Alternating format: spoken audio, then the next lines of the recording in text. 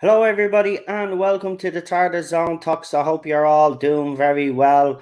I hadn't got anything planned for today, but as I was, as I always do every day anyway, I go through the Doctor Who news. So what I do is I Google Doctor Who and see if there's any news. And I've seen this article by them. It's in the link description. Now, before I start this video, I just want to make it very clear that this could be just the journalist, because I've read the article.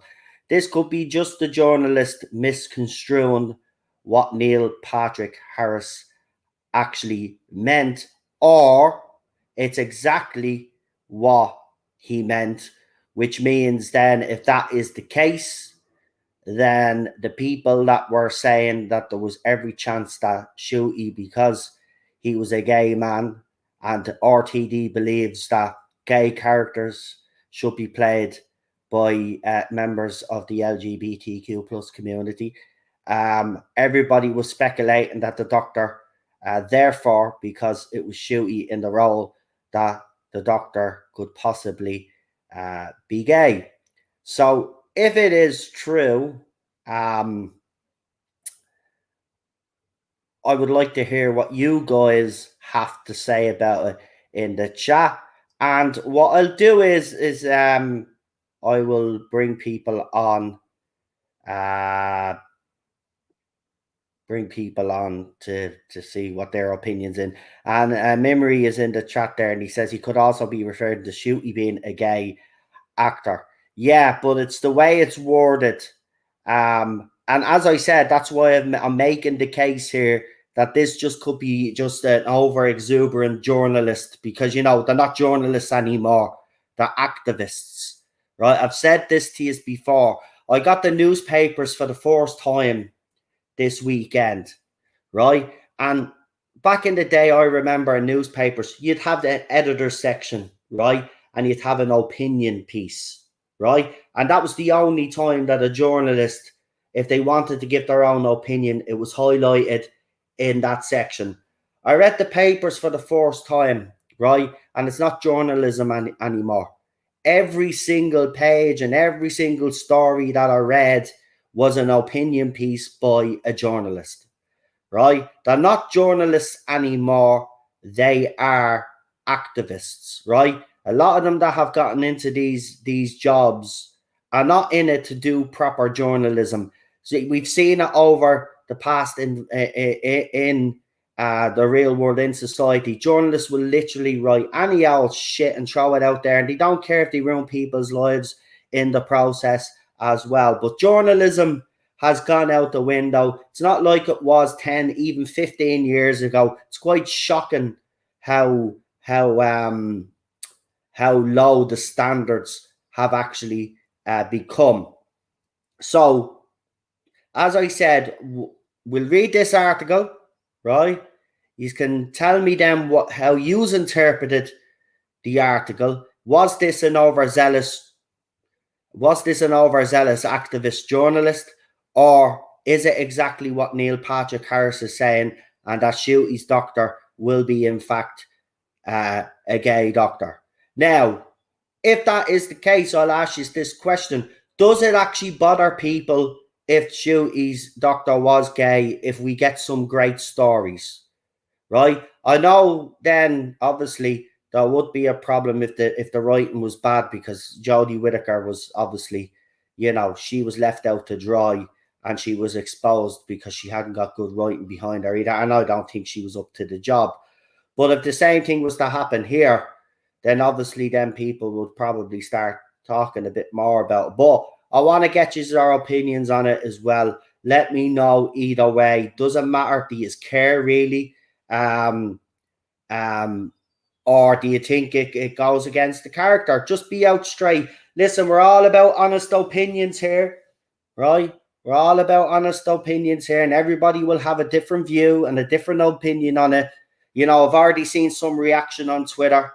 You know, some are saying that this is a step too far and they're gone, basically. Others have said as well that, look, if we get great storylines, why the hell does it matter? And you know what? I just want to make it clear, if you want to know where I actually am on this, I honestly don't care once we get great stories. And it's not the focus of attention. It doesn't need to be the focus, you know. And I think RTD has been very good at that anyway. So I wouldn't have an issue with it. But I know there will be people that will. And I know there are people that, like me, that won't care. Wants the writing. Look, for me, the main thing, right, and I don't know who's in agreement with me here, but for me, the main thing is for me is to get the writing back to where it should be. And I think if we get good stories and we get great characters, I think all of that other stuff then becomes irrelevant. That's just my take on it. And obviously, if people have a different opinion about it, that's fine. Okay, that's absolutely fine. It doesn't mean that you're this, that, and the other. You're entitled to your opinions. Okay, right. Let's get into this article anyway. It's in the link description. I'm not going to throw it up on the screen because I don't want to be done for plagiarism. So every obviously paragraph I read, it's only a very short article, and it's by James Factora, and the headline is Neil Patrick Harris says Ncuti Gatwa will play a gay Doctor Who, right? And that's why this article grabbed me attention, because it says will play a gay Doctor Who. He is also going to be a sexier Doctor, according to the Star. Right?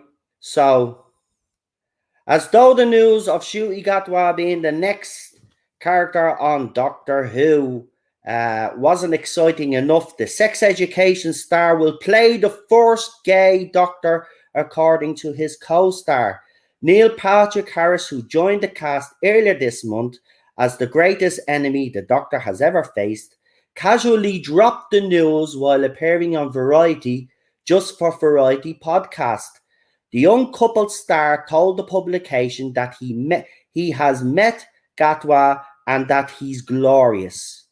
He'll be the first gay Doctor, which is going to be super cool, a sexier Doctor, Harris added. So there, reading that article there, it seems to me that that's exactly what Neil Patrick Harris is saying. Now, the only way that we can actually find out with any 100% certainty is if we actually go and listen to the podcast itself and actually listen to what he says. Because, again, as I said, reading this article, right, and if I'm being completely honest here, I think this article is exactly saying what the headline suggests. And by the way, if it does come to fruition, I will apologise to those people that I actually gave a hard time to saying that you're only looking for something to give out about. If it comes to fruition, I will apologise. You know that. But this is not. This is clearly indicating to me that that's exactly what's happening here. So Heartstopper star Yasmin Finney also joined the cast in May and confirmed at June's Trans Plus Pride March in London that her character will be trans. Well, we kind of knew that. That's not a big deal. Finney's character will be named Rose, though it's still unclear whether or not she will bear any relation. She won't bear any relation to the companion roles. It's already been confirmed. Do your research, please. This is what I'm talking about. This is what I'm talking about. Even I know that she's not playing Rose Tyler. or she's not related to Rose. She's Donna's bloody child. Do your research.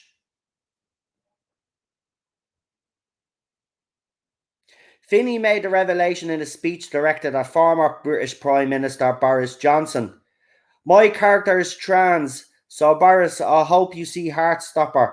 I hope you see Doctor Who because I exist and I know I exist, Finney said at the march.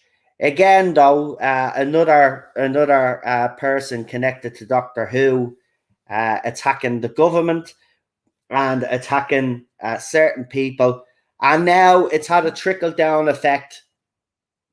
You know, I obviously did say this when RTD was announced. I did say that if he stuck to writing with the show, you know, and didn't get involved in any of the stuff that we've been seeing, everything would be okay.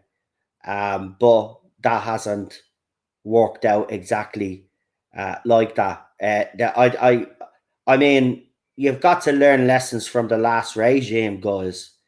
You know, I mean, it's time to kind of now knock it on the head. Enough is enough. You know what I mean? We don't. Every citizen of the UK knows how bad the government is, right? And they affect everybody. Everybody, not just a specific group of people, but everybody. But again, we're getting this rhetoric again, and you know, I said I would call it out if it started happening, and I will admit I have been resistant to do so because I do believe that RTD will deliver. But it's just him and everybody else that has made comments recently are making it so hard right now. So hard right now. Just shut the hell up and actually write your Doctor Who. Right? Let your show do the talking. Anyway, let's read the rest of this article. We're nearly finished. Despite Doctor Who being the longest continually running sci-fi show in history, well, at least you got that right.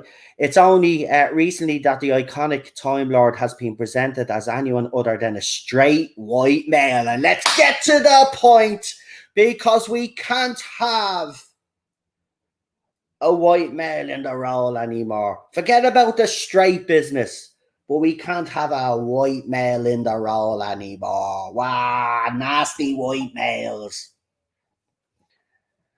And the only trans actor to appear on the show so far was a tarp of human skin. But Doctor Who has always enjoyed a LGBTQ plus fan base, and we welcome the fact that returning showrunner RTD finally seems able to give us the gloriously queer sci-fi epic that gays need. There is no official release date for the new Doctor Who, though forecasters expect to see the new cast debut in 2023. That last line. The fact that RTD, the returning showrunner RTD, finally seems able to give us the gloriously queer sci-fi epic that gays need. There is no official release date. I mean, Doctor Who is supposed to be for everybody, but this article clearly has planted their flag and thinks that Doctor Who should just be for the LGBTQ plus community. Let's be honest about it. But that's the article, and I have to be honest, that does indicate that Ncuti's doctor is going to be gay. But I've got something else to show you because I've seen this on Twitter. And again, I can understand what RTD's sentiments are here, but this just comes across all manners of wrong. They talk about bigotry in the fandom quite a lot, as you all know, right? Talk about bigotry in the fandom quite a lot. if people don't think this is bigoted, then I give up, right? Because we get accused of being bigots, right? But wait, so this was shared by the Doctor Who fan page. I will have to actually go and look deeper into this and actually see where the actual quote is from. But RTD is quoted to have said this. And we'll just see it go up on the screen there. So the Doctor Who fan page on Facebook shared this. It takes, now this is supposed to be a direct quote from RTD himself. It takes a lot of nerve and a lot of work to love Doctor Who, I think. I'm going to be really bold now and say you've got to be cleverer than the normal viewer. You've got to take more of a risk. You've got to invest in it because you've got to fill those gaps where it's looking cheap or it's looking poor. It's very imaginative act to watch Doctor Who, and I think gay people are better and cleverer and more imaginative than anyone else. RTD. Now, no doubt I share his view that there are very talented people within the LGBTQ plus community, but that can also be said about the rest of us. To me, that just seems a bit of arrogant. It seems a bit bigotry to me. Now, if that is an actual quote from him, now Doctor Who fan page are on the side of the other side of the fandom, so I doubt they're actually putting up a false statement from RTD. So I tend to believe that this is actually true. We're heading into territory that I never thought we would with RTD, but he's making it harder and harder now to get people on side right now. Statements like that are certainly not going to help with the rest of his viewership. He's basically said that the rest of the normal viewer are stupid and the LGBTQ plus community is a lot cleverer and far more intelligent. That's basically what he has said in a nutshell.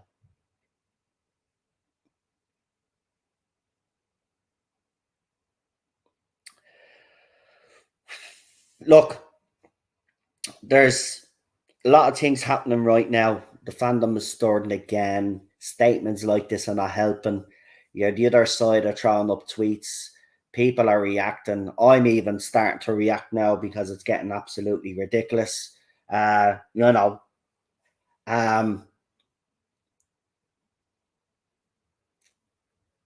sorry, but we're heading for another 5 years of, I mean, the fandom anyway. We're heading towards another 5 years of complete nastiness and hell. I'm just going to take a side shot, a side see. I can't do this again. Really can't. I will comment when I need to comment, but I'm not getting into it. But goddamn, RTD, thank you. Just thanks, man.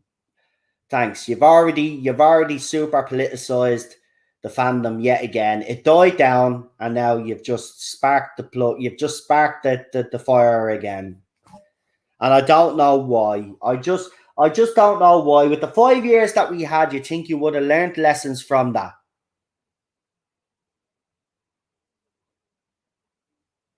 Anyway, as I said, we're not going to go on for too long. And I'm finishing on an hour dead on. So if anybody wants to come on and give their opinion on it, send me a DM. Don't tell me in the chat. Send me a DM, whether you're on Twitter, Messenger, or whatever. Send me a DM. Let me know that you want to come on because I have to be careful who I bring on.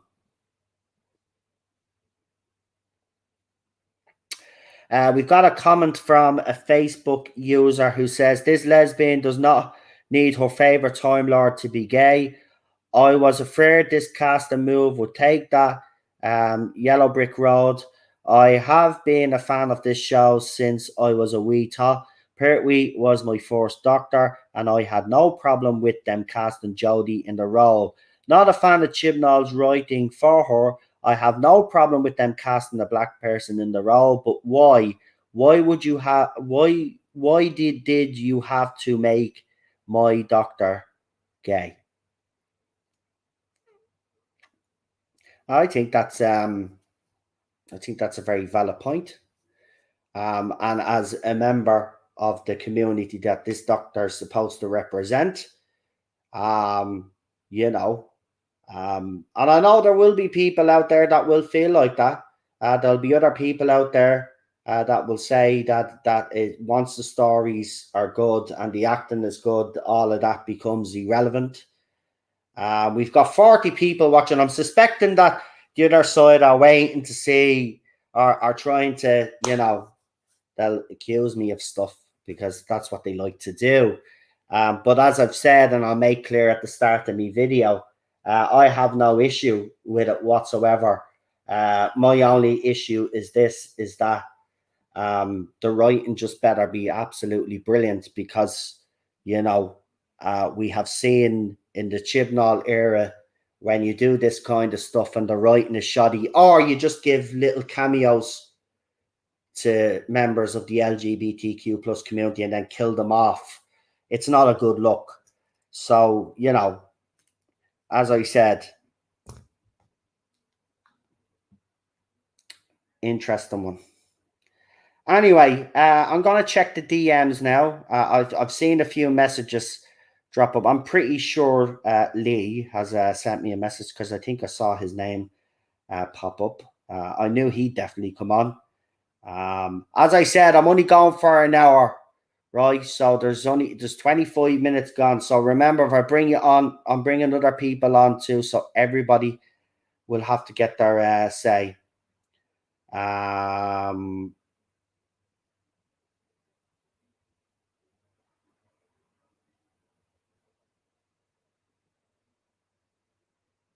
Let's see.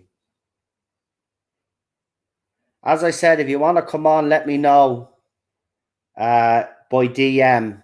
So I see a few of the people that normally do come on, you seem to be all very shy. Don't come on, give your opinion. This is what this channel is all about, giving an opinion. Remember, nobody judges you on this channel either. Of course, if there's blatant feckin' homophobia, you're getting kicked off the channel. That's the way that shit goes, because I don't tolerate that crap.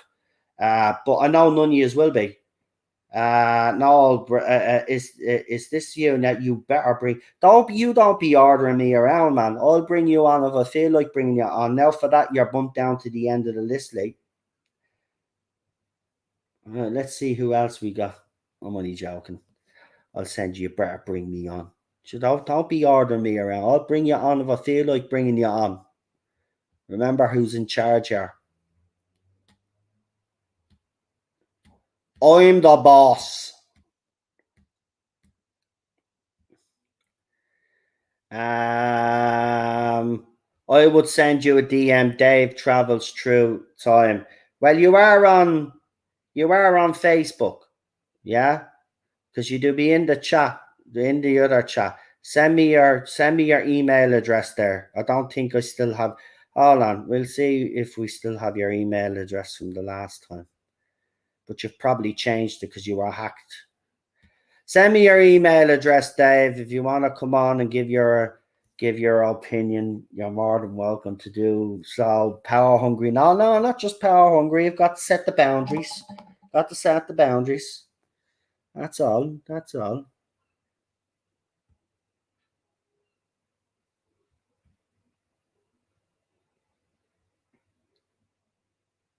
Yeah, according to RTD, it's Lee's channel.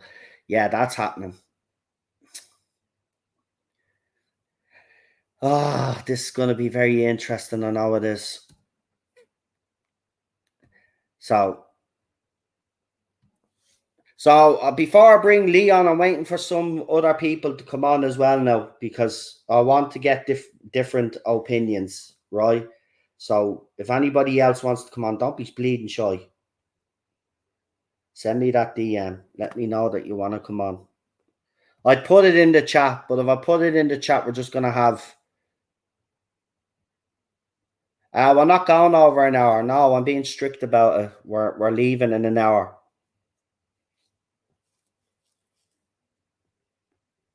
Right, hold on. Right, Dave, I have your email. I'll send you your email now. I think it is the same. I think you might have changed a few things on it, but hold on.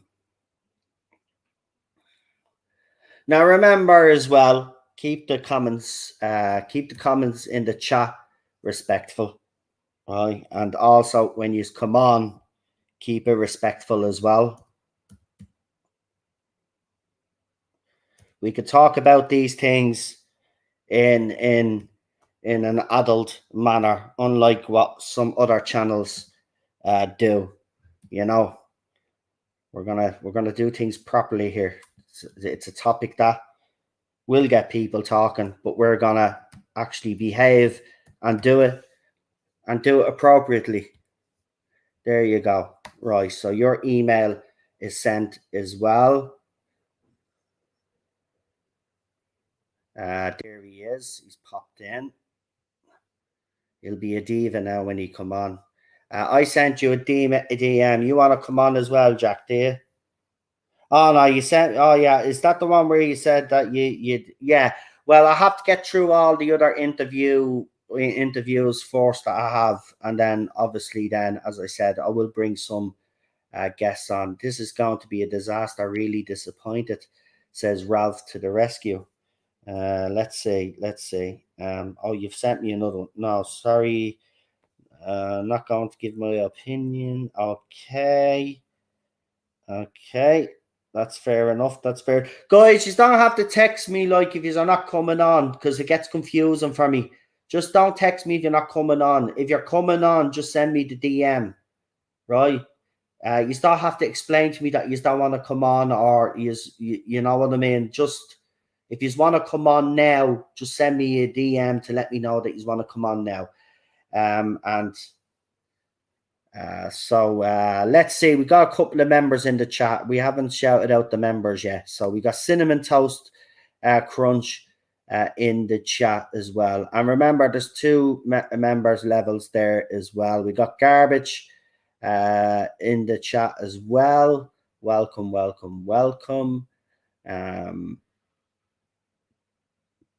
And we got just a couple of members in the chat right now at the moment.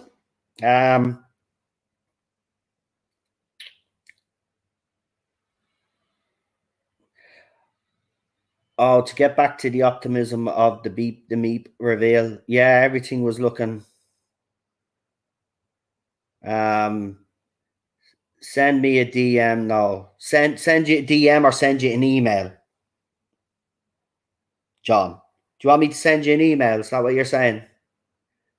And Dave, I send you that email. So if you want to get set up and come in, because literally I'm leaving in 30 minutes. So, right, John, I'll do that now. Right, and then we'll bring everybody on, and we'll start off with Lee anyway, because he was forced in anyway, and it's appropriate that Lee should be the one to discuss this topic. In all fairness, I'm not saying that I shouldn't be discussing the topic, but you know what I mean. It's the doctor is, according to the people on the left, would be aimed at people like Lee and the LGBTQ plus community, even though Lee remains remains an individual and doesn't believe in groups, as you know. But anyway, we'll forget about that. Dave is there. John, I've sent you your email. As soon as you pop in, I'll bring the three is on. Don't bring me on. Yeah, okay. Well, I can wait a few minutes. Yeah, but remember, I am finishing in 28 minutes. So we got everybody in the chat. So while we're waiting for Lee, because I'm gonna wait until he's ready. So when he lets me know in the private chat he's ready, I'll bring the three guys on. Memory says he's buying a membership on Wednesday when I get me pay slip. Well, I really do appreciate that, and what I will say is I was very impressed with the way you handled yourself on that stream. What you know the stream I'm talking about. We don't want to mention it here, but I have to say, fair play to you. It's not often that me and you see eye to eye on things, but we certainly did in that case. So I want to say, well done, credit where credit is due for giving your opinion. But let's see. Yeah, I didn't. Yeah, I know. Yeah, but still, in fairness, Cam, it's nice to see that people are recognizing that her character and that herself as an actress was pioneering, what did inspire a lot of people. So I'm glad that's actually being recognized because, we've seen the way Hollywood seems to, dismiss certain black people when it's convenient for them, But the fact that they're actually coming out and they're celebrating her life and celebrating how much of a pioneer she was and how she inspired millions, that's what we should be actually celebrating, and it's good to see. Anyway, I think Lee is ready. If I'm correct, yes, he is. Right, here we go. Let's bring them all on. So you know who the guests are because I've kind of mentioned them all. So we got Problem Ping. Hello. And we got Dave Travels Through Time. He gives us a wave there. And we've got Real Super Doctor. Hey. Yes. Right. Some of you seem very low. So Yeah. do an old mic check again. Lee, say something there, please. Is Nicole's gone? Has she passed away? Yeah, she passed Oh, away. no. Yesterday, yeah. It all comes in threes, doesn't it? Oh, yeah. God. Bless her. She was Actually, such William Shatner, the whole of the fans and the whatever the show they were on that had the Trek name, they've all been coming out. Yeah, and William Shatner. Man, that hit me hard. I didn't know that happened. William Shatner actually put up something nice, but I was actually worried about him because he wasn't online for 2 days, and I thought, oh, for fuck's sake, don't tell me he's gone as well, and you just haven't said that. But he popped up 18 hours ago to give his condolences, and he actually, it was actually nice what he wrote up. He didn't. William Shatner, he doesn't do the emotion quite well, but I thought his tweet was spot on. But yeah, man, I was gutted last night, man. It's been a hard fucking for celebrities. And look, I know I don't normally give a shit about celebrities, but I tell you, man, the world of celebrity, man, over the last few weeks and months, a lot of fucking them have just. Anyway, we'll leave it at that because we want to get into this topic. So, Lee, I will get straight into it with you. Where do you stand on all of this? First of all, do you think the journalist has taken up wrong, or do you actually think what Neil Patrick Harris is saying and it should be taken that way, that Ncuti's doctor is going to be gay? What's your opinion on it? Well, first of all, a journalist isn't a journalist anymore, right? I mean, it's very clear that. Well, I made that clear at the very start. Most journalists these days are activists, exactly. And we really need a purge, frankly, a purge of activism from everything. It's like I was watching the Comic-Con thing with the Lord of the Rings, the Rings of Power, which is antithetical to everything Tolkien wrote about. one of the actresses said that, oh, she was an activist, and I was like, oh, can we just go back to the first 3 letters of that and just focus on act? Yeah, look, I just think we have to wait until something official is released. This could be just someone trying for clicks and all that kind of nonsense.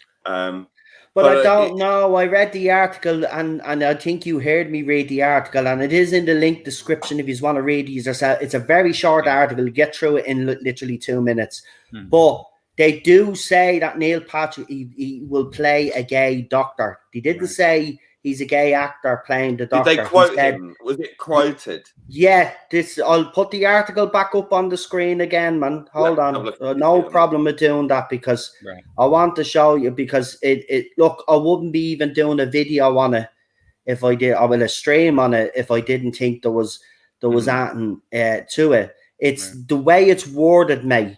And I think that it's because it's the way it's worded, I think that's exactly what he is saying. Now, I did make the point because I did go on both sides on this.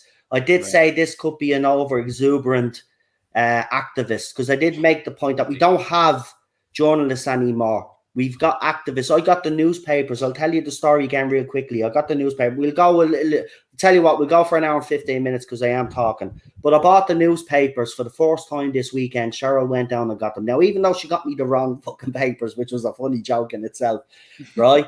I read the papers. Now, Lee, you'll remember this, and people in the chat will remember this. Do you remember there was always a section for the editor's opinion? Right. And it was one little section of the newspaper, and there'll be a journalist there that would just give their opinion on an issue that meant something to them. That was it. Right. It was just one little square box on a page. Right. With the editor's notes. Right. Got the papers for the first time this weekend, and every single fucking article I read from a activist, was exactly that. It was just pure their opinion. There is no journalism anymore. Journalism is dead, folks. It's dead. This is why I've came at it both ways, right? But it's waiting you hear I'll put it up on the screen. Lee, you tell me how you interpret it. But by reading it, and a lot of people did actually think like you before I read the article, and then I read it and then changed their opinion. So here it is again. It's from them. And the articles from James Factora, and Neil Patrick Harris says Ncuti Gatwa will play a gay Doctor Who. He's also going to be a sexier Doctor, according to the Star. Now, I don't want to read the whole article right down the end, but we'll read the relevant stuff because they go on about Yasmin Finney here. But as though the news of Ncuti being the next titular character on Doctor Who wasn't exciting enough, the sex education star will be the first gay doctor, according to his co-star.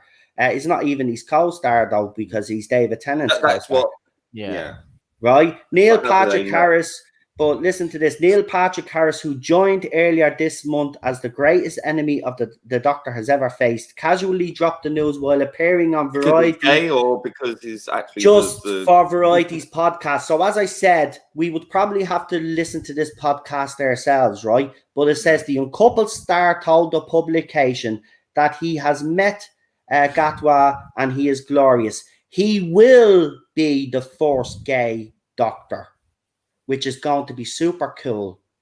And a sexier Doctor, Harris added. He'll be the first gay Doctor. That's the direct quote, apparently, from this podcast. Well, does it mean the first gay Doctor character or the first gay actor? See, that's exactly. And while John did actually, and a couple of other people did actually make that point, but we've got to look at it both ways here. But it does, if we're being honest with ourselves, it is written that it sounds like that's exactly what Ncuti's. Remember, I have to remind people that RTD recently, was it last year or the year before, did an interview where he said that gay characters should be played by gay men, and a lesbian character should be played by lesbian. Basically, the LGBTQ plus community should be played by just members of the LGBTQ plus community. No, it's called acting, RTD. It's called acting. Yeah, I know that, but he doesn't see it that way. No, and then you've seen the. But he had a lot of pushback for it. By the way, you did see the Doctor Who fan page quote that they threw up. I think you were in the chat actually when I read that. What did you think of those comments? Yeah, well, listen, heterosexual plebs, know your new masters. If you want to be accepted in the new gay supremacy order, we'll need to have your skulls measured, and you'll need to go to some camps to be selected to be our willful serfs. Because obviously we're much smarter and cleverer and better than everybody. Because back to this before I move on to the rest of the guys on the panel. Just back to the fact. What do you think? Do you think this is a journalist just taking things out of context, or do you think it sounds like, as someone says, it sounds like clickbait to me? Do you think it's clickbait, or do you think it's actual? Might have some foundational fact. These activist journalists will leap on us about anything anyway. That. A number of these might be insider types who want to test the water or use it as another tool in their toolkit to agitate and promote the LGBTQ plus mantra to the skies as loudly as possible, just up everyone's nose in order to create response.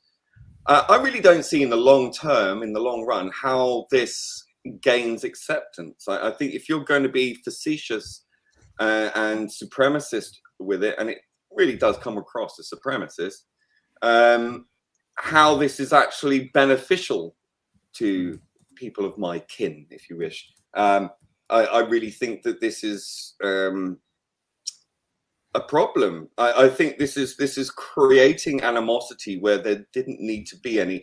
Not because the very dint of being gay particularly, but it's how it's employed, right? We're living in a very divisive age. We're living in an age where men, particularly straight white men, as mentioned earlier, have been demonized. And I don't think that's acceptable under any circumstances. I don't think anybody should be demonized, but I don't think you de-demonize things by pitting one group of people against another. But that's so typical of the sort of neo-Marxist postmodernist movement that we live in, who want to create these new power blocks. And I think it's highly politicized. I think it's highly counterproductive for the future of our society. I don't think this in any way promotes LGBTQ plus inclusion and diversity and all the rest of it. To me, it smacks of desperation. It smacks of wanton destruction to replace everything with a new quote queer lens, end of quote. I really find that extraordinarily offensive. I find it fetishizes being gay. I think being gay is their go-to, but really the whole gender woo movement is absolutely 100% homophobic. I've seen this, as I've mentioned before, from my banning on Twitter, that I was demonized as a homosexual man. Because as a homosexual man, I made it very clear that we are same-sex attracted, not same-gender attracted, which is, again, misogynistic and homophobic and heterophobic and all the rest of it in terms of gender roles. And it's very old-fashioned, actually, if you think about it. It's just an old-fashioned form of bigotry.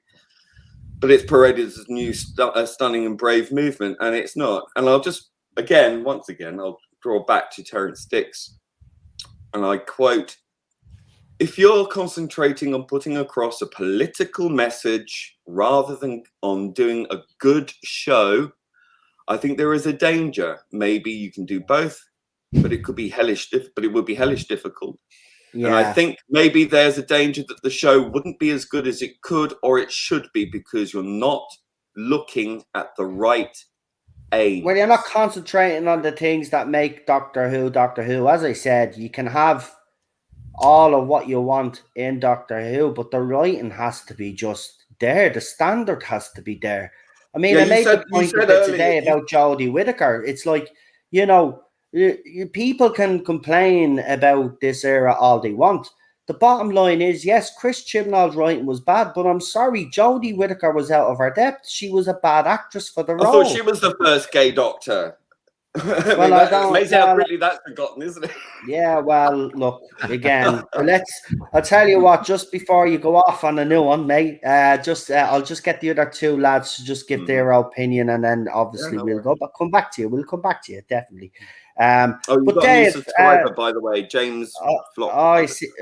Nice. Thank you very much. I really appreciate that. Nice to see it. Nice to see some new faces in the chat as well.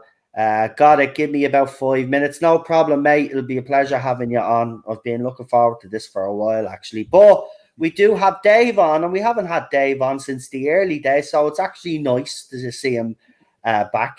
But we'll get his opinion on the article. So, Dave, where do you stand on it? Do you think this is clickbait? Do you think there's any truth in it? If there is any truth in it, does it bother you really? Or would you have an issue with it? I should have asked you the same questions as well, Lee, actually. So I'll get back to you on that one, Lee. So you can think about that one while I talk to Dave. So go ahead, Dave. I think it is clickbaity.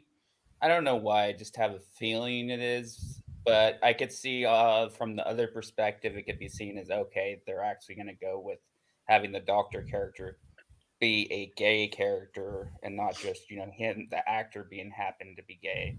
So I could see both sides of it.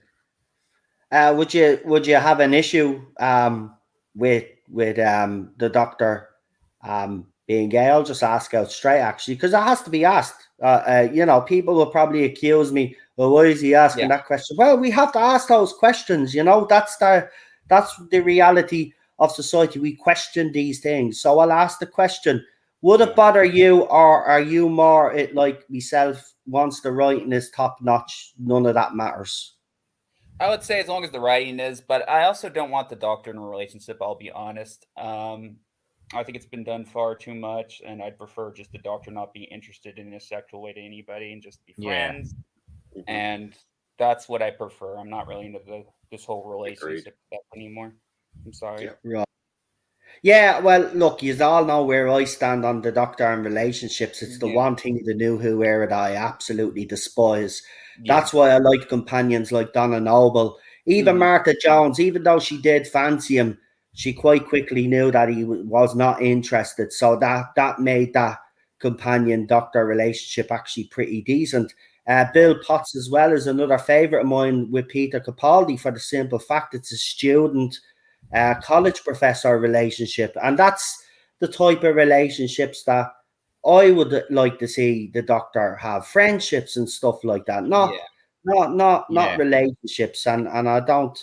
I would be in agreement with everybody. But real super Doctor, I'll ask you real quickly, and then obviously we'll go around you again. So don't worry if you've had more stuff to add. You can add on. Don't worry about it. John, where are you on this? I think it's a kind of dangerous route to go. I mean, for the past 5 years we suffered pure hell because the Chibnall era, and I think this is probably, if this is true, it's a bad move. It's like the Yasmin thing. It doesn't represent anybody, and that's the whole thing. Because Doctor Who's an escapist show. It's a madman in a box. It travels through space and time, so it rights wrongs and all that, and saves the world and the universe and all that. In the end of the day, he's not. He's higher minded than that, and he's the higher chakras. He's above sexuality and all that, and anything like that. And it's to have all that drawn into a show, and a show that is the doctor's an alien. He's not human. He's got two hearts. He doesn't think like any of us. So so that his experiences and his behaviors are totally different. He's about nearly 3,000 years old, for goodness sake, and then suddenly having him as a female, I mean, it just completely doesn't work. I mean, you've got that history, and you've got the first incarnation being a grandfather, and you've introduced regeneration, and the Doctor being an asexual, sexless being throughout all the past 7 incarnations. He has not made a pass at any of his companions. He hasn't made a pass at any of his male companions. And there was Adric, and there was Turlo, to name a few other. But it's the character is about escapism. You can't inject that in and expect people to kind of accept that, because the character of the Doctor is above all fictional. It's a fictional escapism. It's like you want to watch Doctor Who to escape the nastiness of reality and all that. And as Tom Baker once said, it's not about sex or relationships or anything like that. The show had an innocent quality, and that's what attracts mass people. Mass people want to watch this show because the show is innocent. The show is like well, Moffat kind of explained it as a kind of fairy tale, and he went. I have that actual interview. I've got an interesting interview that I've dug up that I put on the channel 2 years ago, right? And I've dug it up, right? And I've downloaded it, and I'm gonna re-upload it. And him and Mark got this. I think it was for the Series 8 Blu-ray release or something like that. And they're both sitting down on couches and they're talking about what the Doctor is, right? Yeah. And when you hear the description of it, they're absolutely spot on. Yeah. The Doctor's for everybody, right? Yeah. And I know Gobby is going to have a lot to say because there's a lot of shit going on in the fandom. I've been commenting on stuff. Yeah. And look, but he's right. He made the point, maybe we shouldn't be, lighting a match under there and making it worse. But sometimes you just have to say something, because I'm just seeing this ridiculous shit, right? Gobby puts up some stuff and I see it and I'm like, have we totally lost the plot as a society, for starters, right? And then I'm seeing shit in the Doctor Who fandom where people are dictating to others, right? If you're right wing, you can't be a Doctor Who fan. Doctor Who, and I'll put that clip up later. Doctor Who, Stephen Moffat explains it perfectly, and I think it's the best explanation. And even what's his face, Terrence Dicks as well, explained the Doctor absolutely perfectly as well. But Moffat gives his take on it, and I think he has a spot on for today's version of Doctor Who. Spot on. But let's bring him on. This has been a long time coming, and I'm looking forward to this. As you know, he's back up doing his YouTube again, and we're delighted to see it. And he's doing very well on YouTube. And do you know what I like about him? He covers those topics that not many people will touch in this fandom. And you know what? People like Gobby should get credit for that, because, I did it a lot, and look at the stick. You do get a lot of stick because you do it, but now I'm kind of like, I can ignore the stick now. Whereas before, and Gobby was one of those back in the early days that was always advising me, and I wasn't listening, and he tried to help, and I ignored him. And, when I look back now, even I was saying that to Cheryl, you were all advised, I should have just fucking listened to you all, and I would have had this piece a long time ago. But anyway, you learn, don't you? That's the whole point of life. You learn through these experiences, and I hope I have to a certain extent. There are still a few out there that just boil me blood with the shit that they're talking. But let's bring him on. It's the one and only Lord Gobby. Lord. I'm a Lord. For God's sake, man, I'm a Lord. I'm a Lord. In the shed of dread. Isn't that right? The shed of dread. My only castle. This is the only place I'm a Lord of anything in my household. Everything else is owned by the wife. So this castle, yeah. Yeah, something like that. Yeah. Good afternoon, good evening, hello, good morning, wherever you are in the world, and I'm happy to be on. Nice to see you all. Likewise, sir. Oh dear me. Well, it's been interesting, hasn't it? It has. It has. I don't know if you want to start with this article, because I know you'll probably want to touch on the stuff that's been happening lately with some of the political stuff that's being said and the stuff that's going on in the fandom. But we'll start off with this article. Do you think this is clickbait, or do you think there's a possibility that this will happen? And if it does, I'll pose the same question. Does it matter to you if the writing is obviously top notch? Would it matter, or does it actually matter? You know, no, it doesn't matter who plays the Doctor, as long as they play it well. As for the article itself, I think he's been misquoted. Mm-hmm. I genuinely think he said, as in, he's the first gay man to play the Doctor, and I think we live in a world where, as we've just said, journalists don't exist now. They're just propagandists, and I think they've decided to leave the one word out and make it an issue when it isn't an issue. Because I mean, we all know Neil Patrick Harris. He's a gay man himself, but he never jumps up and down about it or anything like that. He's not that type of person, and I don't think he meant to say, or I think he meant as in the first gay man to play the Doctor. And of course, they've took it and clickbaited it, because these so-called journalists, they can see what's going on the social medias, so they're just plugging into it. They're linking into it and trying to make, just to see what we're going to say and how we're going to react. And I think he was misquoted. Genuinely, I think he was misquoted. If he wasn't, and we get a gay Doctor, the sexuality of the Doctor's always been one of those things that's never been sort of 100% defined. Does this mean this is why the Thasmin thing has been forced in at the end of Jodie's realm to open the door for that? I don't know. Who knows? The thing is, it's one. You know, you never know what's going to be said, and the problem is what's said now is always jumped on. And as I said before in my videos, it's become. We thought the Chibnall era was bad. This has now become politicized, and people are now saying your political views are not acceptable, and that's not what the Doctor is about. The Doctor is what you want the Doctor to be. Not exactly. What somebody the Doctor is for all of us. Always has been and should always be so. And for these idiots to try and make it something it's not, it's just heartbreaking. And I just don't. I know it comes across my videos. I just don't understand the logic of degrading everything down to such a childish It's just why do you have to make it like this? And then you get people saying stupid things. You think, why just stop and listen to yourselves for 5 minutes? So, but you know, if it turns out he's a gay Doctor, you know what? We'll have to wait and see. I'm not going to, as I've said on all my videos, I hope I'm wrong, and I hope it turns out to be the best Doctor Who we can possibly imagine. And it would be so nice to sit down in front of the camera and enjoy it.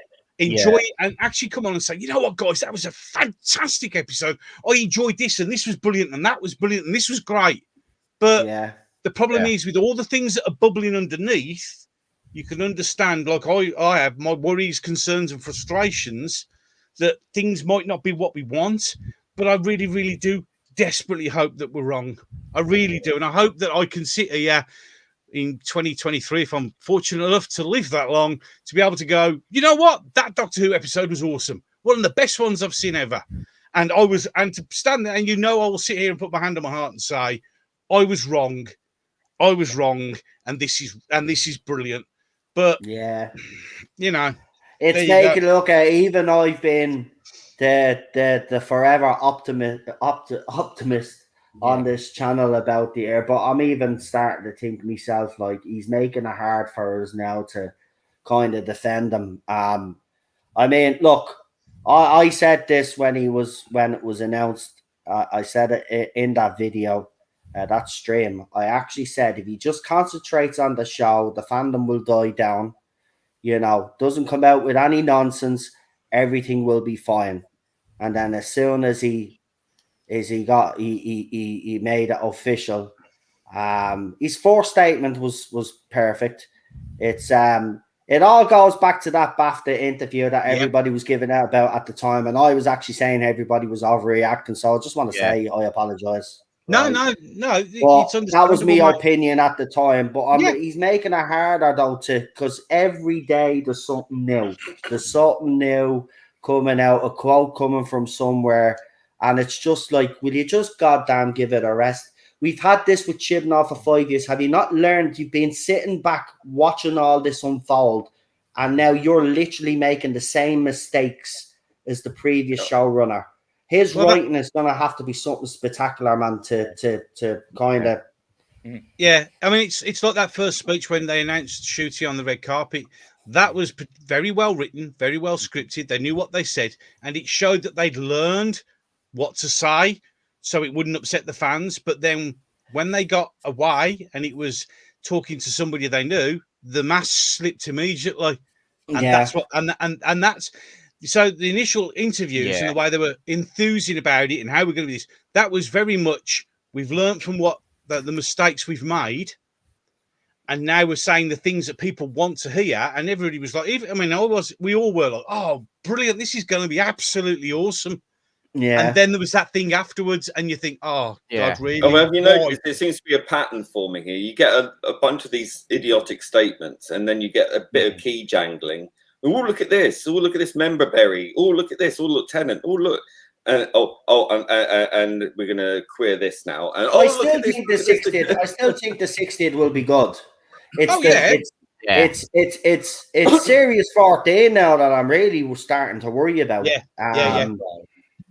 That's where I'm worried, because the 60th is going to be something that we've seen before. Series 14, by the way they're being talking about as well, it's going to be something completely different anyway. So, I'm kind of... Look, as I said, if the writing, and I think we're all in agreement here, if the writing's top-notch, all of this goes away. All of this goes away. And then good writing hangs on one important factor. What's that? All right? And that is verisimilitude. Right, the truth of it. If you don't have the character being what we can hang on as a constant, right? And we all know that yes, the Doctor does regenerate. Yes, the Doctor's personality does change, but ultimately they are the Doctor. Fine, but there is a running line through all of those Doctors. Minus one so far, and that is the truth of the character, the verisimilitude.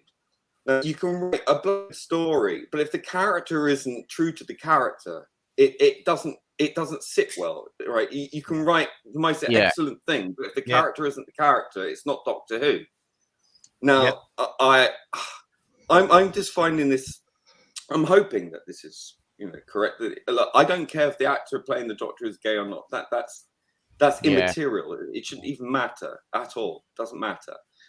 What does matter is that if you make the Doctor merely an extension of the actor, it should be the other way around. Doctor is the character, not the actor. Now I've seen this a lot in modern productions now. It seems to me, that the characters seem to have to now be tailored to the actor. I'm sorry.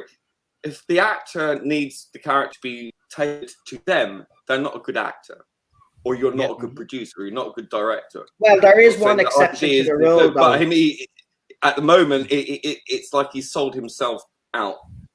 Really, but there is one exception to the rule, though. That would be Tom Baker, because Tom Baker literally played Tom Baker as the Doctor. Well, you could argue the same for John Pertwee as well, because they didn't know what they were supposed to be doing. Classic Doctors, but more new Who Doctors, I would agree with you. I think I agree. If you have to tailor the Doctors, like we seen with the current era, they literally try, and it still didn't work because.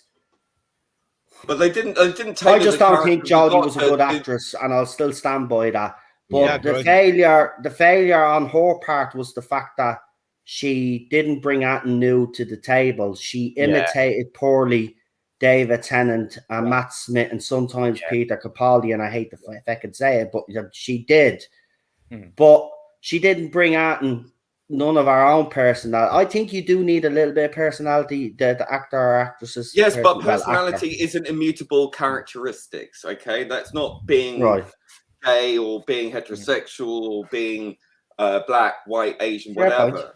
You know, it's yes. I mean, all roles require the actor's real life experience to be inputted into the character. Absolutely. But that's still not saying that the character must be tailored entirely to the actor. Yeah, no, I agree with you. I agree. You make a good point. Yeah. So personality is one thing, but you know, it's again, it's the over politicization of that in the current, in the modern, postmodern reality that has been imposed, really. And we should be able to use nuance and distinction to be able to draw those different conclusions. Now, I will say, someone in that earlier, I won't mention my name because I don't want them to feel that I'm attacked, but I just thought it was quite an interesting point and something that actually triggered something off in my head. And that was when someone said, I don't mind the male doctor being gay or bisexual. It turns me on for a straight girl like myself. Now, there's a very key element there. Now, please don't see that as a personal attack, but I wanted to draw on that. I wanted to draw on that because I think therein lies a truth. A lot of this is done to fetishize the character, to make it open to those kinds of they want to make it it's more a bit open. like Tennant and wait, it's a bit like Tennant and the character Rose. You know, it's drawing in that sort of element of fetishizing, and this is why the Doctor was a successful character up until the modern era, was because they were not sexualized in any way. If anything, they were parental, grandparental.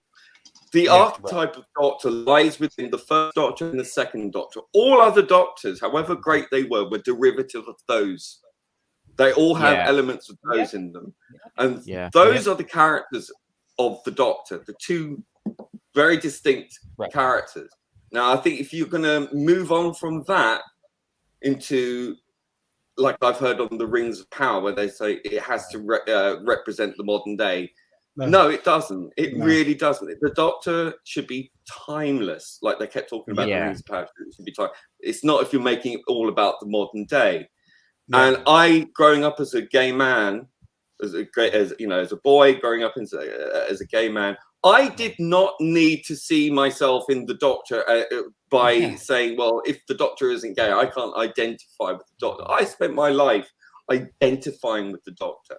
And for the people to say as well that the Doctor is only for left-wing people. Well, I'm sorry. The Doctor is an individualist. The Doctor is anti-authoritarian. He's anti-big government. He's anti-control, anti-groupthink. You know, he is first and foremost the lone adventurer, right? Those are not traits that you would normally associate with radical left. Those are very conservative elements, actually. But I'm not saying that the Doctor belongs to one group or another. He belongs to everybody. And you don't make him belong to everybody by making him solely exclusive to one group over all others. And that's what's happening here. If true. I have to emphasize that. I if you want, look, we've had some excellent gay characters, and hate to use the LGBTQ plus because it's complete nonsense. I'm sorry, but it is. All right. You've had those write better characters who are part of that group if you want to do that. That's nothing. People don't generally have a problem with that. What they do have a problem with is trying to contort established characters into something that they are not, or unrecognizably so. All in order to try and make it accessible. That's the word, isn't it? Accessible. It's always accessible. You don't need to fundamentally change a character to make it accessible. If it's popular already and has been for decades, it's already successful, already accessible, already popular. You don't need to fundamentally change it in a very superficial and very politicized manner in order to try and make a point, make it more relevant, and make it more modern in order to appease certain groups of people. Now, I see myself as an individual first and foremost before I see myself as anything else. Groups do not exist. Groups cannot exist on their own in isolation. Groups are made up of individuals. And as soon as people start to remember that fact, that we are individuals first, not you know, materialist you know, things that are intrinsic, you know, like our sexuality, our skin color, or heritage, and all these other things, you know. And I think Rabbi made a point as well, didn't he? He's like, well, I don't need to see the doctor as a fat Jew. That's his words of mine. To feel represented, right? And he's right. You know, he's right. You don't. And I'm, you know, Jewish heritage as well. So I mean, it's fine. So I would just say, could I just say something? If you're going to ask questions in the chat, do me a favor, watch the whole stream before you ask a question, because then when you come Henry's right. You know, as I said, all of this hangs on whether or not the quote from Neil Patrick Harris is about whether that's what we're talking about. The character of the Doctor. Now, I'm talking hypothetically a character. The Doctor is now made gay, and to say it's the first. This is what rings my alarm bell, to say that this isn't about the Doctor being gay, and that is the fact that we've already had the first gay Doctor with Jodie Whittaker. Character-wise, so that, unless of course they've totally forgotten that already, which they probably have. You know, I think I'm more inclined to want to believe that is the case, and that's fine with me. Well, the acting should be the talking point. You're absolutely right, Henry, but it's not. Henry, speaking as unfortunately, speaking as a gay man, Henry, I think for me, I don't want to feel pandered to or fetishized by political groups jostling for power within the media, within society, in order to make to pander to me and to say that I'm not valid unless I have a previously traditional straight white male role given to someone like me. That is a hand-me-down. We should absolutely look down upon that and go, no, thank you. I prefer my own original characters. Thank you very much. I don't need to see an established character, change out recognition made for me, because that doesn't sit well with me. It doesn't make me feel comfortable. Actually, it does the opposite. And it's not helping anything. It's not helping me. It's not helping people like me. It's actually creating a division in the society where people will look upon. I mean, RTD even saying that we're smarter than everyone else, kind of thing. That isn't helping, right? Let's. Can I just get the other guy's opinion on it, Lee, just for a second? I know you're on a roll there, but I just want to get Gobby and Dave back in, and John, because they haven't spoke in a while. But we'll go with Gobby first, and then we'll go with Dave, and then John. Gobby, obviously, you know, because of all of this nonsense that's been going on, the political stuff, the fandom now, as you said, and I'm probably in agreement with you here 100%, and I did actually say this, that it would actually be 10 times worse if RTD was to come out and say what he said. Yasmin Finney apparently has come out and attacked Boris Johnson. And then, as Lee touched on, you've actually shared that post, by the way. I did throw it up on screen, but the one where he was basically saying that the normal viewer is basically stupid and everybody else in the LGBTQ plus community is a lot smarter and intelligent. Know your place, Hetties. So, so I want to ask you your opinion on that. Why do you think, is this being done? I want to ask you, do you think this is being done deliberately to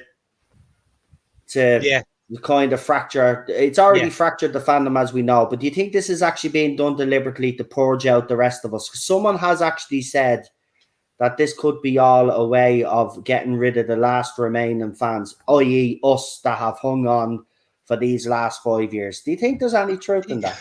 I think you can see where people are coming from believing that, because it does seem to be, everything seems to be perfectly timed, if that makes any sense. As we said, we get some good stuff, and then we get this, and then we get a bit more good stuff, and then we get this.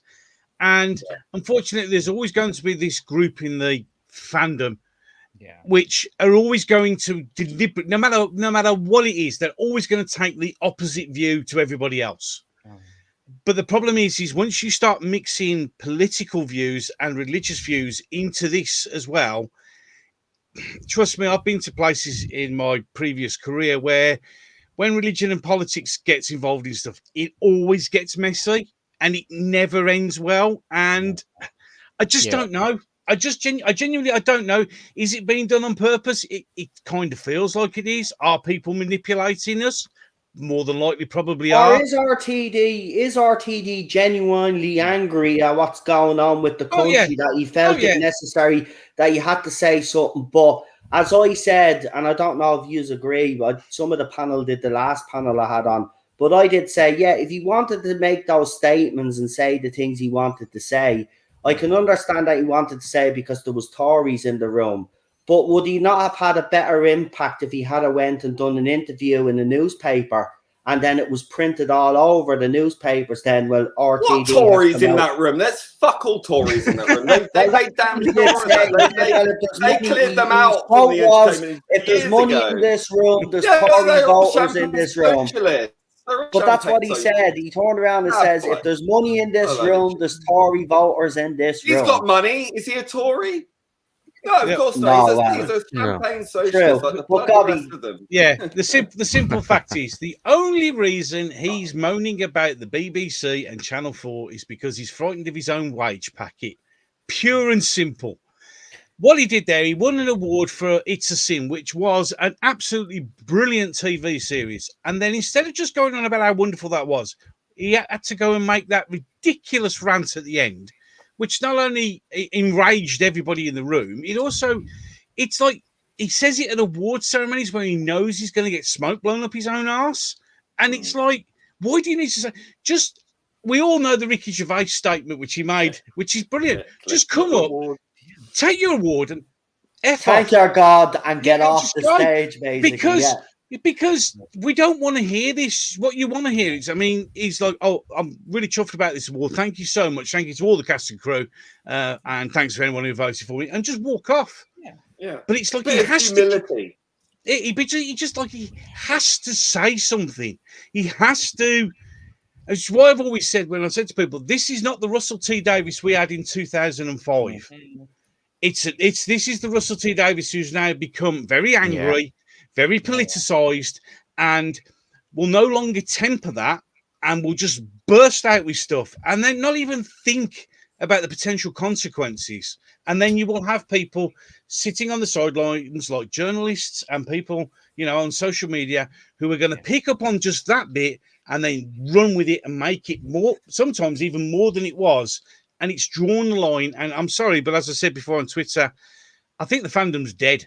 It's dead, gone, finished, buried. Because as soon as it gets to this level, the level of vitriol that politics can be used to throw at people, this will be worse, way worse than it ever was in the Chibnall era.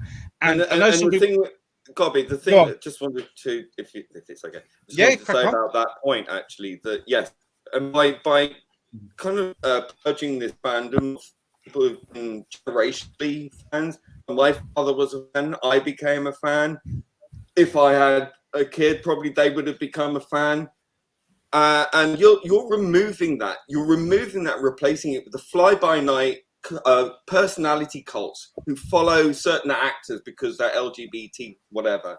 On shows on Netflix. Yeah, they're not they'll come in for a season and then they'll fuck off. And then what then? You're going to replace them with another new fandom? You're removing the generational aspect, which is this is an institution, okay? It's not just a TV show. They're destroying a culture as well, though. They're destroying Doctor Who's culture. They're destroying Doctor Who's fandom was one of was one of the most envied fandoms before all of this nonsense started. Yet there were disagreements about the RTD and Moffat eras, and the same with the classic. But it was always respectful. We always respected each other's opinions. Yeah, This. Look, I agree with Gabby. Right? I even look. The fact of the matter is that this fandom during this era was already destroyed. There's no coming back from it. There's no coming back from it. And RTD with these statements and Yasmin Finney coming out and attacking Boris Johnson. Yeah, I know Boris Johnson's a piece of shit, but there's a time and a fucking place for all of this. And I think that's where we all have the problem. Not necessarily with what they're fucking saying. It's the time and the place, you idiots. You should be concentrating on Doctor Who right now, because for 5 years we've had to put up with this. So we need a break.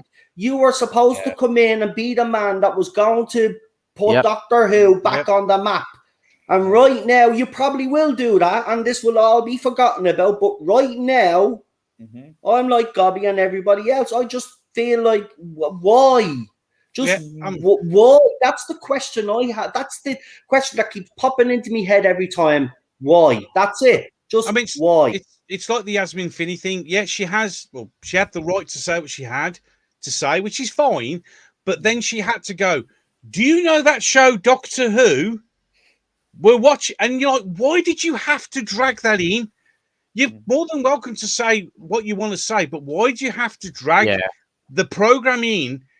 Because no matter whether you meant it or not, that will stick. And this is what I'm saying when I do my videos, is the fact that even though this may never happen, this sort of attitude will stick to the show. Little bits. That's the thing. The focus is on the wrong things. The Steph said it there, right? Yasmin is a good actress, and I've no doubt that Yasmin. I've watched clips, and actually, Yasmin looks pretty impressive, and so does Ncuti. But the problem is that the focus is not on their acting ability, and it should be. But there's other people out there determined to put the focus elsewhere, and that's not where it should be. And you know what? Their acting should speak for themselves. The interviews and all, it should be just about why they wanted to be in the role that they're in, and how it's an honor to be in it. The usual stuff that you hear from people back in the old days. It's not even back in the old days. It's only recent. Yeah, but I mean, Yasmin's done an interview where she said she's proud to be with Doctor Who, but then goes, because we deserve a seat at the table because I'm trans. And you're like, and I've said shit. Thing is, exactly.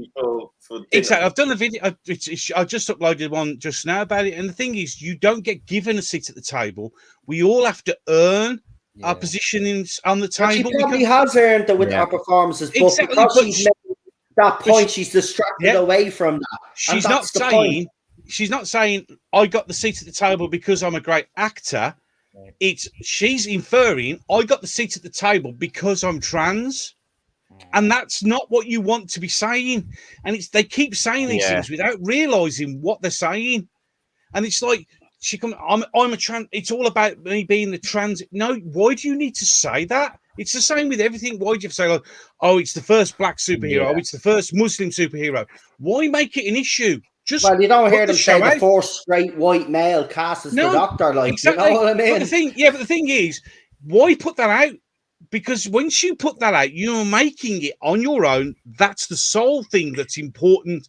Instead of just saying, ladies and gentlemen, here's our new show. I hope you enjoy it, and just leave it, and people will judge it on that, not on what you've just said. And I don't. It really annoys me. It really frustrates me.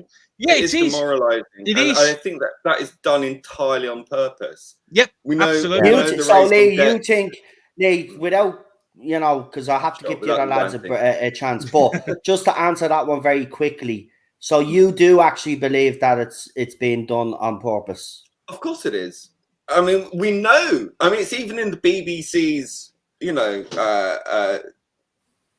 documents, the inclusion strategy, which I find extraordinary. It's exclusive. It's not inclusive. It's exclusive.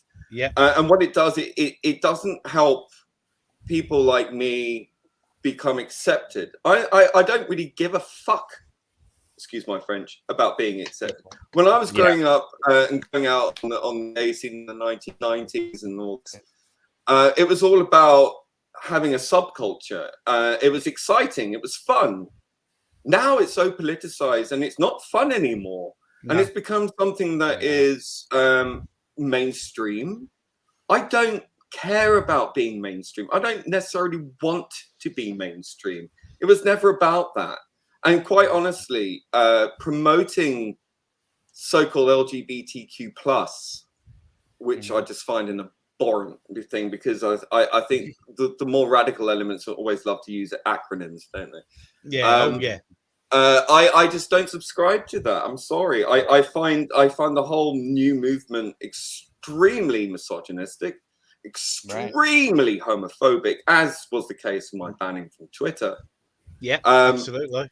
And I find it, you're promoting a scene which is Marxist in its essence, rather than the mutable characteristic of simply being in love with someone of the same sex. You know, there shouldn't be any politicalization of that at all. No. And the fact that there is proves to me that this is nothing to do with my sexuality, everything to do with politics. And by promoting this, you're actually promoting a lifestyle which is, let's say, unconventional. There is, within the gay community, if you want to use that horrible word, community, there is a very unpublicized but very real increase, a pandemic, if you like, actually, of sexually transmitted diseases. And I'm sorry, our so-called community needs to buck up and actually take some responsibility and grow up. We're acting like petulant children. Syphilis is a huge problem within the gay community. Is that well known? No. Should it be? No, I didn't know about that, and I wouldn't be the. I wouldn't. No, I know this. You know, and it's not good. You're promoting a lifestyle to a younger generation who are aware of all these things. And I'm sorry, but our lot needs to buck up and grow up. And this is not growing up. This is acting out, and it's embarrassing. I find it distasteful. I find it's creating a division within our society. We were getting somewhere in the 1990s, and now we're going backwards. And I'm worried, actually, that this is going to create a backlash. And that backlash will come back on all of us. And it's not going to be a good world to live in if we're all fighting each other and accusing each other. Well done for making that briefly, for fuck's sake. Well, you get what you are for. fucking, but you know what? That's why I love you, man, because you don't leave out now. You go into fucking detail, that's what I like. But the two fucking lads, real super doctor, fucking Dave. Sorry, guys. Anyway, all right. We had a couple of other guests on our channel, but we'll get the lads' actually opinion on obviously the current state of the fandom, which is be in agreement with Gobby Guy that it's gone now, it's dead. It's literally, we'd have to create a new fandom, which are probably we probably have with our little communities that we have on our channels. We have. But it is sad state of affairs. But look, you know, we kind of did all predict this, but let's be honest, deep down we were hoping none of this would happen. But Dave, I mean, there's I'm just seeing it myself, the increase of attacks now happening on social media and stuff. It's actually ridiculous, and people dictating to others. And I will say, I have in the past myself. I'm not going to sit here and be all judgmental, because I think I've done it myself a couple of times. I'm not going to lie. But we shouldn't really be dictating to others. But I'm saying it all the time now. I mean, is the fandom gone dead? Is the show, do you think it's done, actually, Dave? It could go either way. I'm willing to hope for the best, but prepare for the worst, as the fourth doctor said once. I'm not super optimistic. I remember I heard a rumor the rabbi again. This is just a rumor. He heard it. That the four. I know this is nothing to do with it, but it got me thinking that that if that happened, I don't know if I would probably watch the 60th just to see Bernard Crimmins again. But the whole rumor of the Dr. Ruth regenerating into William Hartnell, I was like, oh, that one, that little peach, Rabbi sent that to me, and I was a bit reluctant to talk about it because that would okay. I know he's done the Timeless Children, and I know he's done the stuff that he's done, but is he really that feckin' bitter and petty that he'd actually put the final nail in the coffin and put her there before Hartnell? Honestly, think about it. Is he would the only reason that he would do that is if RTD is completely rebuilding the show with Ncuti. That's the only way I can think that the reason why he would do something like that is because he knows that this couldn't run. He's destroyed it and it's done. And basically RTD is going to start from scratch. But if he I'll ask these guys, because that well done, Dave, for bringing that one up, because that is an important one. Do you guys, if he does that, are you done? Is that it? Forget about the 60th. Forget about Doctor Who completely. Are you done? Gobby, I could see your reaction already, and I'll go with you first. If he does make the Fugitive Doctor the very first Doctor, and then obviously she regenerates, and then we see William Hartnell's Doctor. Well, I'll probably piss myself laughing, to be fair. Yeah, because it wouldn't be canon. It's not canon. No. I don't see anything that this current thing's done as canon at all. And canon it's head canon, let's be honest. If he does that, would we be surprised? Let's be honest. Hand on heart, would we be surprised? No, of course we won't, because it'd be his last fuck you to the fandom, would he? Let's be honest, because he's not a bitter man at all. He's not bitter at all. No, he's such a wonderful human being. If he does, he does. Will I care? No, because I'll just ignore it. Because we all know William Hartnell was the first, and it doesn't matter how many times you want to change it. He was the first. Yeah. That's where it started. And if you want to go and make your fetishes like that and make it like, just crack on, son. Because I ain't going to listen. I ain't going to believe it. William Hartnell was the first. End of story. There you go. That's my thoughts. That's what I said on the tweet. It doesn't matter if it's been hinted at before in the past, even in the classic era, or showrunners now, or Chris Chibnall in particular wants to kind of explore it. At the end of the day, you got to understand something. Fans are not going to accept it. No, that's the thing, and I think that's why I seen a comment there. Honestly, who cares? Well, I don't really look. To be honest, I'm with Gobby. Before, the Timeless Child thing, I did break down like an idiot, but I was highly emotional. I'm not going to lie. Would I be emotional about this? Of course it would. Of course, a little bit I would. But at the same time, Gobby is right. Why should it matter to me? Because I don't count Chibnall's fucking era as canon anyway. So why would I let it bother me? It'll be there, and the people can say what they want about it. But if I ignore it myself, if it's in my head, you know what I mean? That's what matters.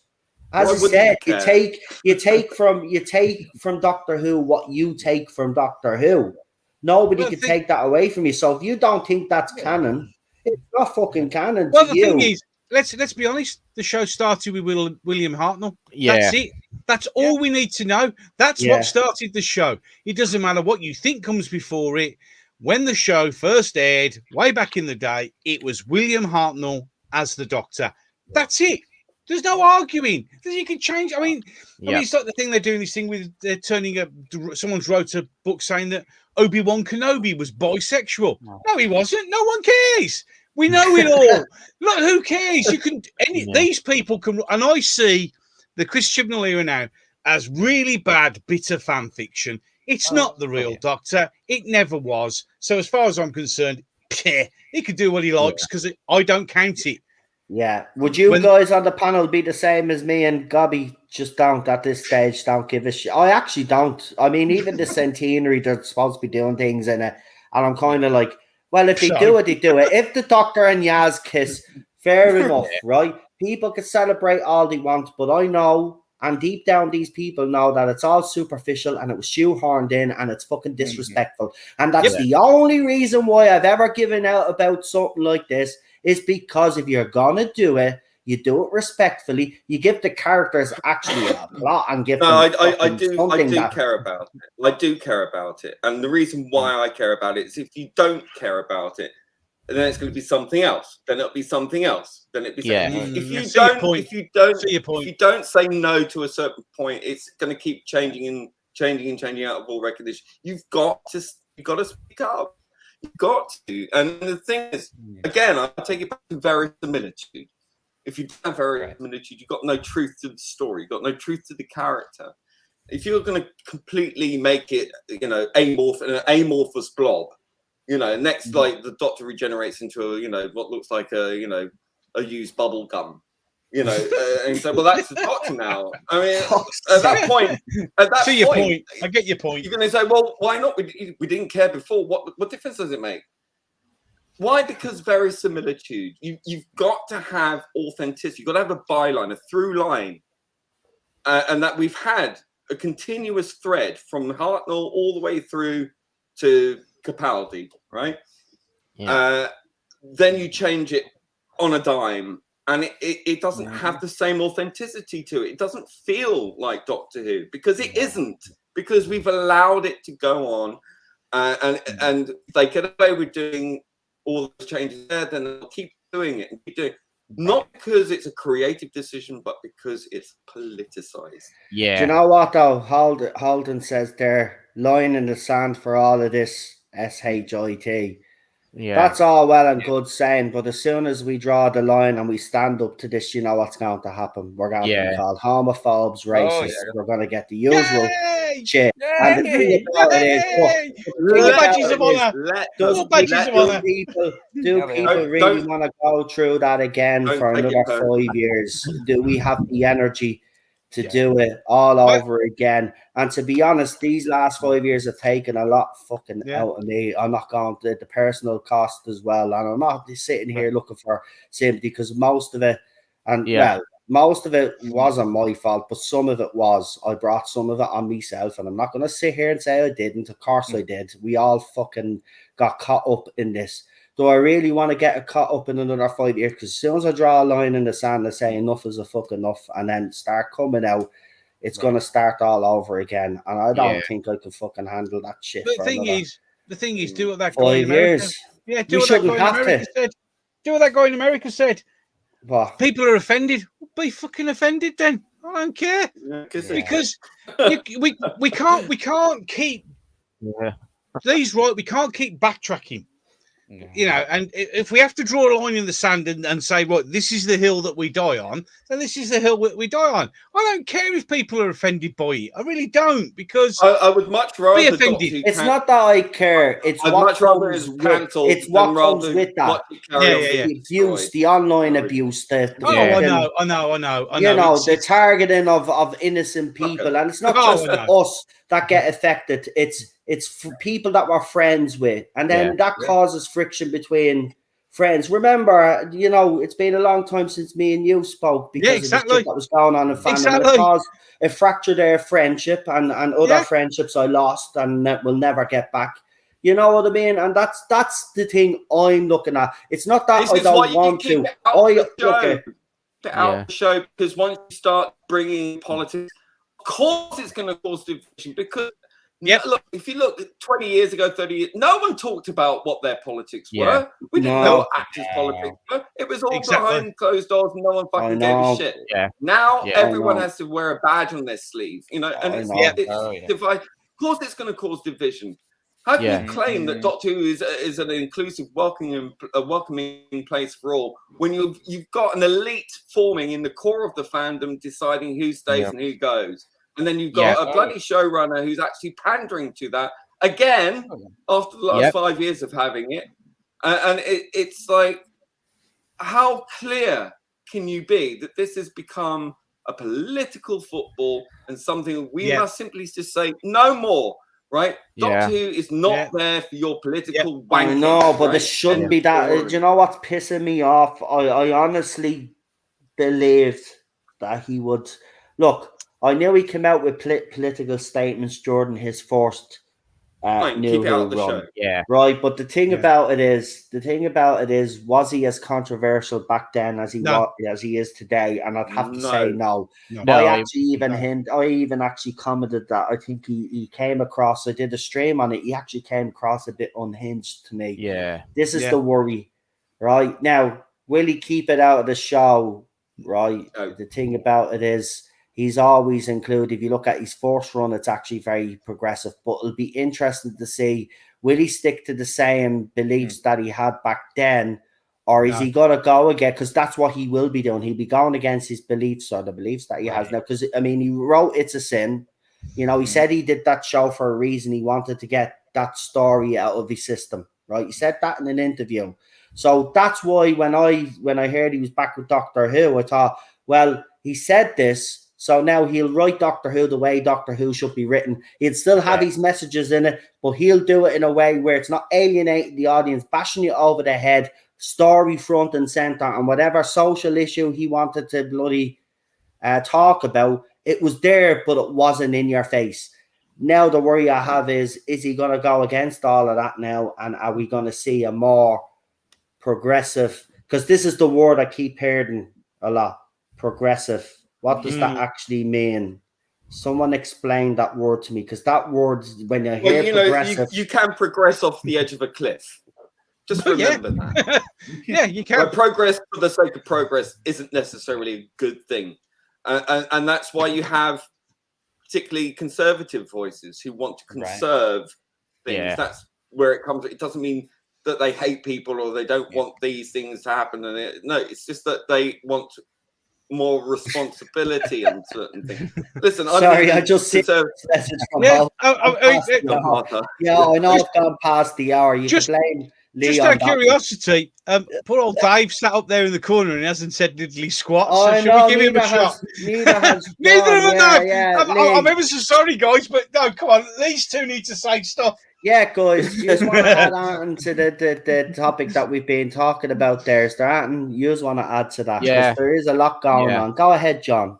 It's the problem is if Chibnall has done this for the show, then RTD will do it, and then the future showrunners will keep doing the same thing. So it's going to be the same thing throughout, and I don't think that's right for this show.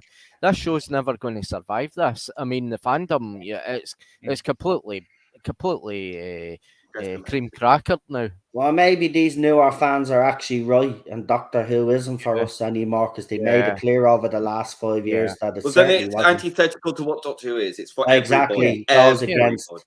But Dave, go on before Lee gets back in there again. Yeah, shut up, Lee. Know your place. Dave, what do you think? What we've just been talking about there? Yeah, I mean, I don't know. Yeah, it might not be for everyone anymore. I don't know. That's criminal. It's criminal. It's such a shame, because Doctor Who is written a certain way, throughout the years, and even New Who to a certain extent kept to those values to a certain point. But it's like now everything that made Doctor Who now is not good anymore. We've got to remove all of that. But at the same time, we've got to remove the cancer, which is us, apparently. Remove them from the fandom too. And Lee is right. You're going to be left with a lot of superficial fans. This is what Disney Plus are actually doing with their shows as well. They're going after these superficial fans. That's all well and good going with them. But the problem is that what you guys don't understand is whether you like it or not. You need not only as a general audience, but fans are also important. They're the ones that will buy the other stuff that these superficial fans won't buy, like the merchandise and specialized stuff and all this, the DVDs, the Blu-rays, all of that. Like, it's all well and good pandering to these people, right? And Doctor Who is. I actually think the last couple of episodes have exposed how many are actually left in the fact. There's 2 million people watched the last one, right? So, which is terrible. That's apparently live, right? But if you take, I reckon that was even less. Oh yeah, absolutely. So those numbers were bumped, because you've got to remember it counts as a view after a certain amount of time. And remember, a lot of people will be watching the end of a TV show, right? They'll get up, probably make a cup of tea or whatever. They won't change the channel straight away. Exactly. So less than 2 million people actually watched that special. So there's not many people watching Doctor Who right now. RTD, listen, I just plead with you, right, to just do the right thing by this show. Just shut up now and just concentrate on putting out the best version of Doctor Who that we have seen in years. Because even though near the end of Moffat, it did get, even though if you're going to call someone a Republican, see you next Tuesday, just remember it was the Democrats that actually invented the KKK. Just want you to remember. Yes, and just one other thing, Russell, remember, it's all us here, us old fans, that kept this bloody show going when it was closed down. Exactly. It was us that kept it going. It was us that kept pushing and mentioning it and talking about it and rewatching it. So we're the ones who kept your show going for you when it was in the bad times, the cancelled times. So you shouldn't take a massive dump on us, because if it wasn't for us, you wouldn't have a show to do any case. Let's be brutally honest. Exactly. And Jim Noel's taken a massive dump on us for 5 years. You don't do the same. No, you don't do the same. We don't expect to see Doctor Who come back, become this Orwellian nightmare. And it is Orwellian, because you're deciding who is fit to be a fan. You are now declaring, apparently, I don't know, that gay people are smarter than everyone else. I mean, that sounds very very reminiscent of the 1920s and 30s Germany. When there was eugenics. Certainly does. I mean, take a self-awareness pill, RTD, and just stop talking like an Orwellian nightmare. And it is Orwellian, and you need to be aware of it, and just chill the fuck out. Yeah, just chill out. Right, Doctor Who. We'll sit back. If we enjoy it, we'll be on here and we'll be praising it to the high. I cannot wait for the day that I can actually come on here and say I have enjoyed this Doctor Who. Exactly. And we haven't done that in years. And that's all I want, man. That's all I've ever wanted. I just want Doctor Who to be made right. There's nothing wrong with that. It's a simple request. He's taken woke go broke as a challenge. Yeah, it seems that way. Gonna win. I really don't. And I think it's not because people are anti-left wing and all this kind of stuff. No, it's just the left wing has lost its fucking mind lately, and left wing has lost it needs to gather itself up, and it needs to put aside the childishness of this identity politics, which is causing such a rift within our day-to-day. Preach, Brother Lee, preach. In society, in fandom, wherever you go, in all parts of walking life, it's affecting people. And it's fucking. And listen, this is the thing. When I sit down to watch my favorite sci-fi show, right, I don't sit there to be told I'm a horrible bloke because I happen to be a white male.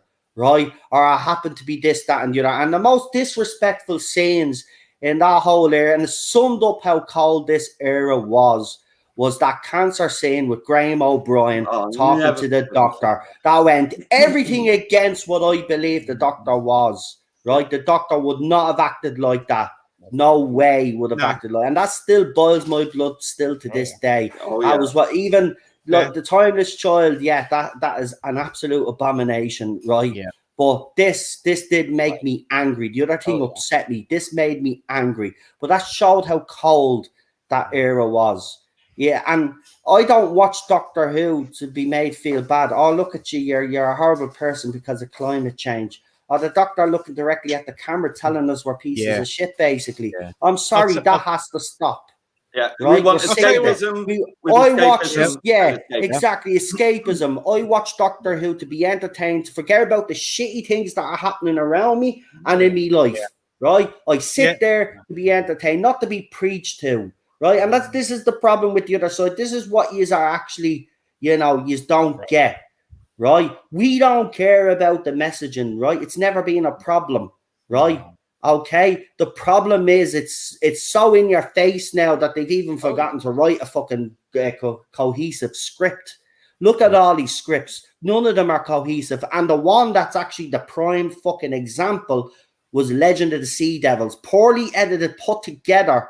Because he even admitted that he shoehorned those Sea Devils in. That's your showrunner. That's the guy that you have all been praising, and the guy that, well, he haven't been praising him lately, actually. He was trending the other day. They're actually going after now because Jody apparently is getting too much stick for them to bear now. So, like, they're actually blaming the person and blaming us fans. We're responsible for the downfall of Doctor Who. I've never heard that and so stupid, right? It's as simple as this, right? You don't need to be fucking what you call it, Albert Einstein to figure this out, right? I've watched this whole era, by the way. But if you want to keep me as a fan, it's as simple as bloody this. I want to be entertained. I want clever stories, right? I want amazing adventures. I want the space battles, the whole lot. I want the Doctor to go up against new enemies, old enemies, the whole lot. That's it, right? Acting to be top notch, the writing to be top notch. We're not asking for much, right? And it hasn't been in over 8 years, let's be honest, not just being the Chris Chibnall era. No. Right, it's bled into this. We haven't had good writing in 8 years, right? Yeah. This show is due a good run, so don't fuck it up, RTD. Just shut up, do what you need to do, and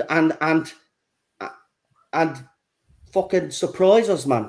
Yeah, let us sit down and be able to escape and those 2 hours to fly or whatever, how many hours the special is going to be over the run that you have, and to just go, wow, that was brilliant, and forget about our worries. That's all we watch Doctor Who for. Exactly. And then, by the way, we talked about, Lee brought up something, and I just want to actually bring this up because he made a very good point, and then I'm going to shut up. But he talked about generational being passed down. My father was a Doctor Who fan and passed it down to me, right? Same here. Now, my two brothers used to slag the shit out of me, right?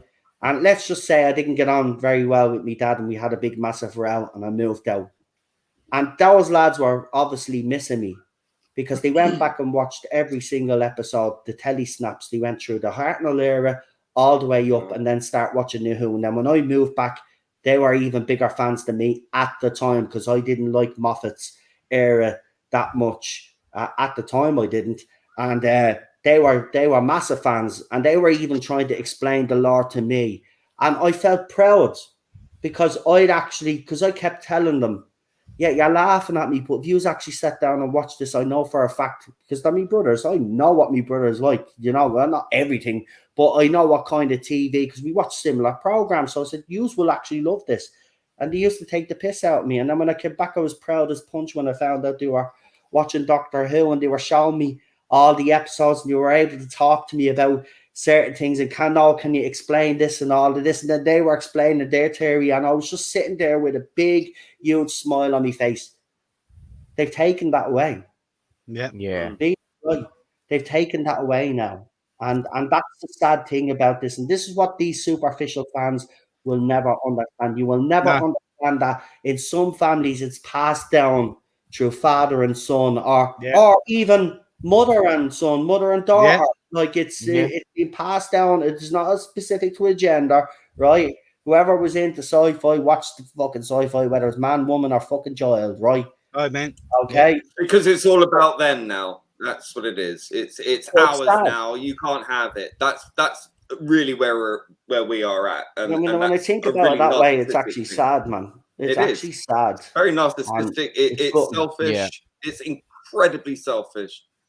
And I'm sorry if that's your idea of inclusion and diversity, that ain't it. No. Because you are being elitist and exclusionary. Yeah. By the way, I want to ask you all this quick because I'm sick of that. Right?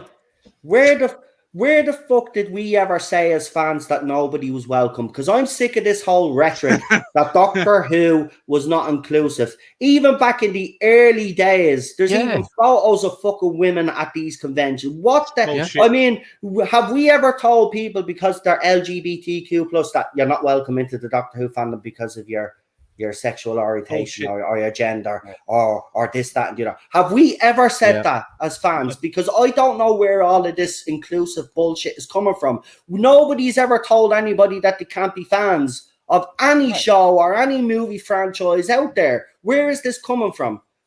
Can anybody answer that, actually? Because that is one thing over these last fucking 8 years, well, since 2016 that we've been hearing, that fandoms need to be more inclusive.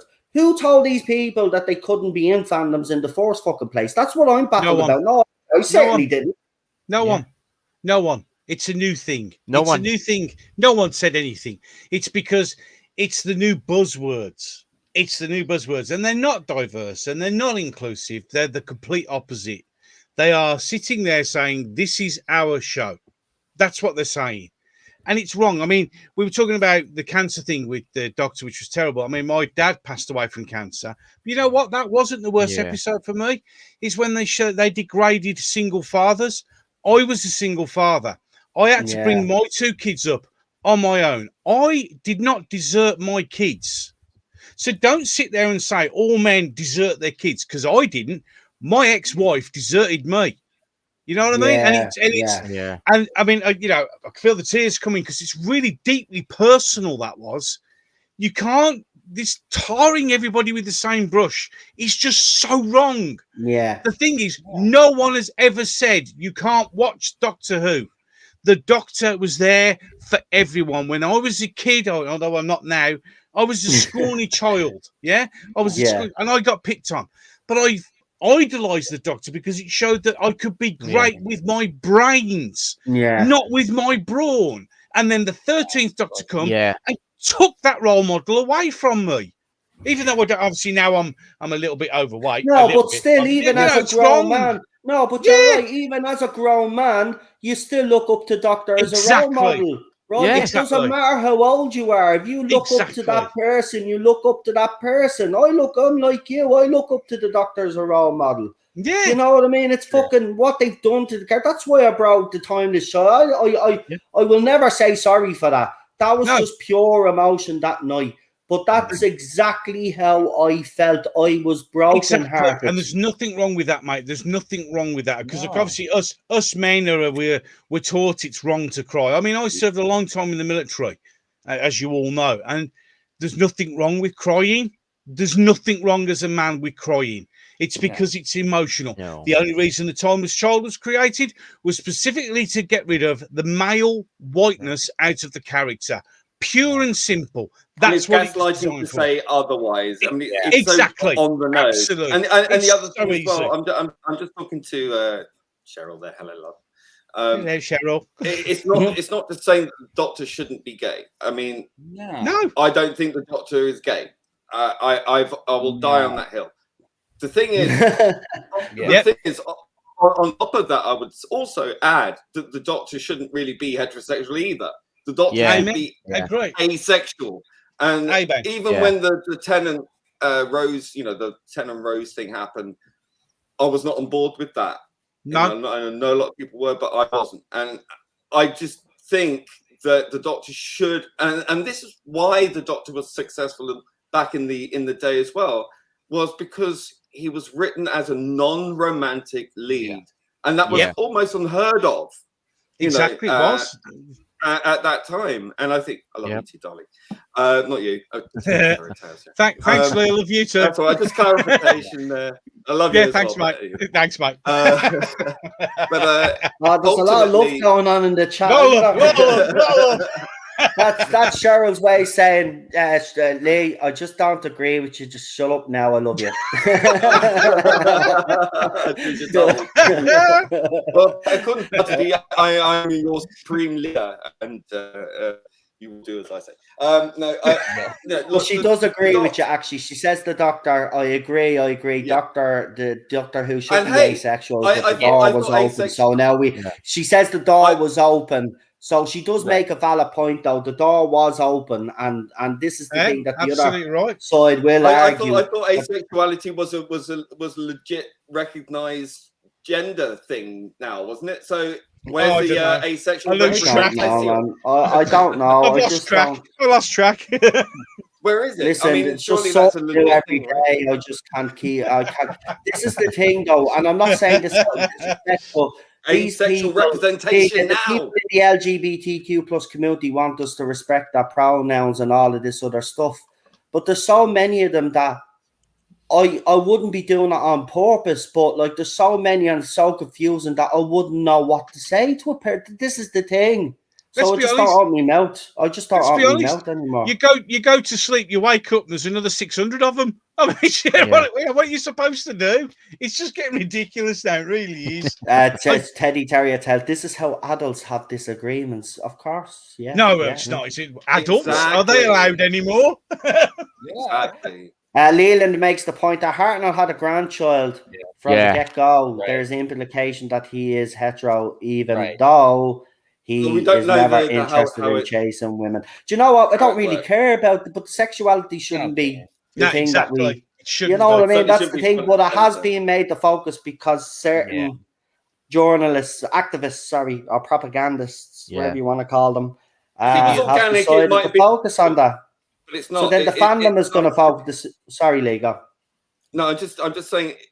Even if it had been done, if it had been done organically over a number of years, as attitudes were changing, it might have been a different story. But the fact that I don't think we'd be having this conversation. Actually, overly politicized. You're politicizing it. You're fetishizing it. You're making it a big deal than it need to be, and you're doing it. Regardless of the authenticity or verisimilitude again of the character. Now, the character for nearly 60 years had not been that way. And then all of a sudden you make it that way and then, use all these other excuses. But really, it's not about those other excuses or because he's a space alien. It's because it's 2022 and that's the way it's going to be. Click, click, click, turn on heel. Yes, girlfriend. That's really where it's because it's trendy. And I'm sorry, Doctor Who's Doctor Who has followed certain trends or set certain trends over the years. I accept that. But this is a highly divisive time. Not everyone is on board with this. And by doing this, you're making a supremacist statement that our belief system is better than everyone else's, and therefore you must fall in line. It's a political thing. It's not done for creative purposes. That's the point that we've been trying to make the last 5 years. Every decision that has been made hasn't been made for a creative decision. It's been made for a political reason or some other reason other than the reasons that it should be made for. And this is the argument that we have tried to make. But of course, it gets twisted and we're sexist and we're homophobes and we're this, that, and the other and all of this sort of nonsense that's going to start up again. More badges. I like collecting badges. But anyway, that's it. We'll probably, if you come up with some new ones, you will get credit because I like to give credit to ones that come up with new ones. Actually, last year, someone actually called me, what was it? It was something funny, but it included leprechaun. But it was so original that I actually retweeted it and gave them a thumbs up. Xenophobic against Irish people is acceptable as long as they can call you a bigot in other ways. It's so hypocritical. It blows my mind. It really does. I just here's the thing, right? We're having this lovely discussion about this, and I think it's right. Have this discussion, and I think we've been pretty much, great white male pride. But with all that said and all the nonsense, going on, right? Let's focus back to the actual show itself, the 60th in particular. Do you think any of this stuff that's been happening lately will impact how many people will actually tune in for the 60th? Or do you think, because obviously the sad passing of Bernard Cribbins, obviously that was a tough take actually for a Doctor Who fan. That one really did, even though he was like getting on, you kind of think of him and the Queen will outlast a whole lot of us at this. Oh God, stage. Absolutely. Jesus Christ, the Queen, the way she's going, man, probably will fucking outlast us all. But I thought the same of Bernard. So he you know, to see him back when we seen him back on set, I actually got emotional about. I'm not gonna lie, I did. Right, it wasn't about because it was lovely to see him back, but to know, I just hope, as I said in the last stream, I just hope he did actually get to film everything that he needed to film, so they don't have to fill in gaps, because that'd be a shame. It would be a shame. But I'm pretty sure RTD would have been, because he was already pretty sickly anyway, because he had to cancel. He cancelled an appearance somewhere beforehand. So there was even when it was rumored that he was actually coming back, a lot of people had shut it down straight away and said, "No, sure, he's sick. He's not well." But to come back, and we seen those images of him, it really brought the RTD era flooding back, and the affection for Series 4 in particular. But obviously, Wilf is just one of those characters. Listen, he was a companion. I'm going to solve the argument now. You can all disagree with me all you want, and I know it's all about opinions, but I don't give a shit, right? Wilf was a fully fledged companion of the Doctor, and was probably one of the most needed. If you actually watch their dialogue again, especially with David Tennant, oh my God, it's some of the best writing. It's just beautifully done. Everything about it. But tears and lumps in your throat, mate. Tears and lumps in your throat. Because you could see there were two genuine friends. Yeah. The ultimate companion, the man who was always there for him and would listen to him. And it was just, everything was so poignant. Absolutely brilliant. And he will be so sadly missed. It really would.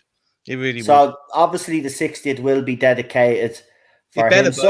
Someone did actually suggest that there might be something at the end of the Chibnall episode. I was kind of like, well, I don't really want that to happen. But then a lot of people were saying that, like, you know, he's still showing a bit of respect there. So I couldn't knock him for that. But personally, I'd rather the 60th do it. And RTD will. I mean, there's no doubt that the 60th is going to be dedicated to him.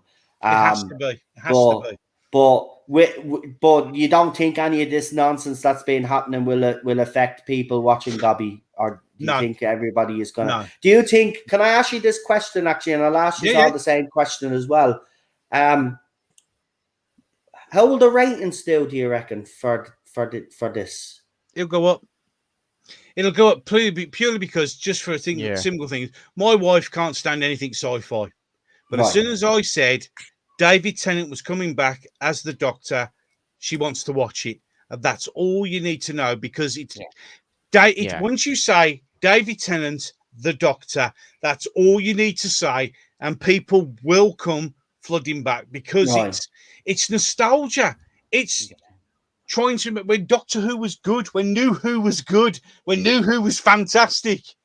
And I just hope they don't ruin it. But as I said, as soon as I said David Tennant's coming back as the Doctor, she said, I'm going to sit down and watch that. And normally she can't stand any of this stuff. That's why everything's in my shed and I hide away from that. But it just shows you that's the appeal. And let's be honest, no one knows. No one cares about the centenary anymore. All we care about is the 60th. Yeah. And that says all you need to know about Chibnall Jodie is the fact that as soon as this was announced, everybody forgot about the centenary. Everybody forget, and we're now looking forward to seeing David Tennant and Donna and Wilf, which is going to be so poignant. That's going to add so much more emotion to the show, because it will, because you'll know that'll be the last thing that he ever did. And, you know, and as I said, and isn't it fitting though, Gobby? Yeah, sorry to absolutely. Put across you, but isn't it fitting that it's Doctor Who that will be his last? Yeah, I mean, to me, the passing to me was more important because he was an ex-paratrooper. He was an ex-forces guy. So obviously, to me, he was, as all forces guys are to me, they're brothers. So it's that pain as well that we've lost another brother. But it's for him to finish at Doctor Who in the thing that, let's be honest, made him, everybody knows him as Wilf more than anything else. Everybody knows him as Wilf. And I think if he was going to pass, that would be the perfect time to be fair to him, and it's going to be so sad to be such a legend, because he was just the most nicest man that that you've ever met. He was always friendly and amiable towards people, and always messing around. And it's going to be sad to watch that, but I think people will tune in just because it's David Tennant. And I mean, and Neil Patrick Harris, who looks fantastic, to be fair. Doesn't he, man? I just can't wait.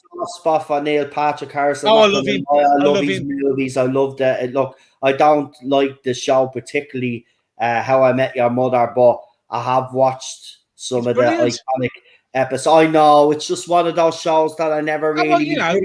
My little brother, believe it or not, loves that show, Gobby, but he hates the way it ended. But the thing is, the way it ended. Yeah, but the way How I Met Your Mother blows apart that only gay men can play gay parts and only straight men can play straight parts, because in there he's the most brilliant womanizer you've ever met. Yeah, you know what I mean, and that shows the caliber of a proper actor. We've got a proper actor in, haven't we? We should be actually delighted because he is. Oh, he's brilliant. He's fantastic. I remember him playing Doogie Howser, MD. That's how old I am. Yeah, and that was a brilliant show. But it's. I always see him as that. I can't help but. Exactly. Every time I see him on the screen, I expect him to put on a white lab coat with Doogie MD. But no, it was amazing in It's a Sin. I mean, oh God, yeah, absolutely. The thing is, everything he's done, even like the White Castle thing with the comedy. Harold and Kumar, I love that cameo that he does. Exactly. He's fucking brilliant. It's so. But the thing is, that is the mark of a great actor. Somebody who can do literally anything. Because nowadays we seem to forget that that's what actors do. They act. That's what their job is, and he's brilliant at it, and I'm really looking forward to it. But as for the viewing figures, 60th, I reckon it's going to be back up there, because the one thing it definitely has done is got us all talking about Doctor Who again in a positive light until all this stupid shit started. Bar all the political stuff that's being covered now, Doctor Who is actually being talked about in a positive light. Exactly. That's the thing, and it seems to be, as Lee and you said, it's like a deliberate attempt to sabotage that. And I don't like that because, there has been positivity around this show, even with the cast. And yes, people have had their reservations, but I think the dust has settled.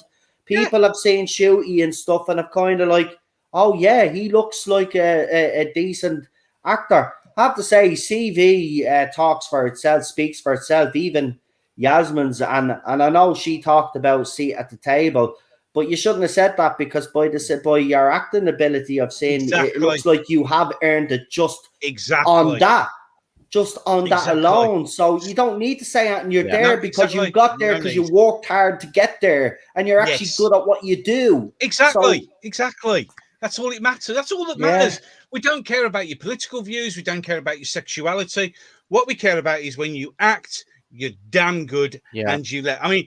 We can all go on about, this, that, and the other. Let's look at the biggest grossing film in the cinema this summer.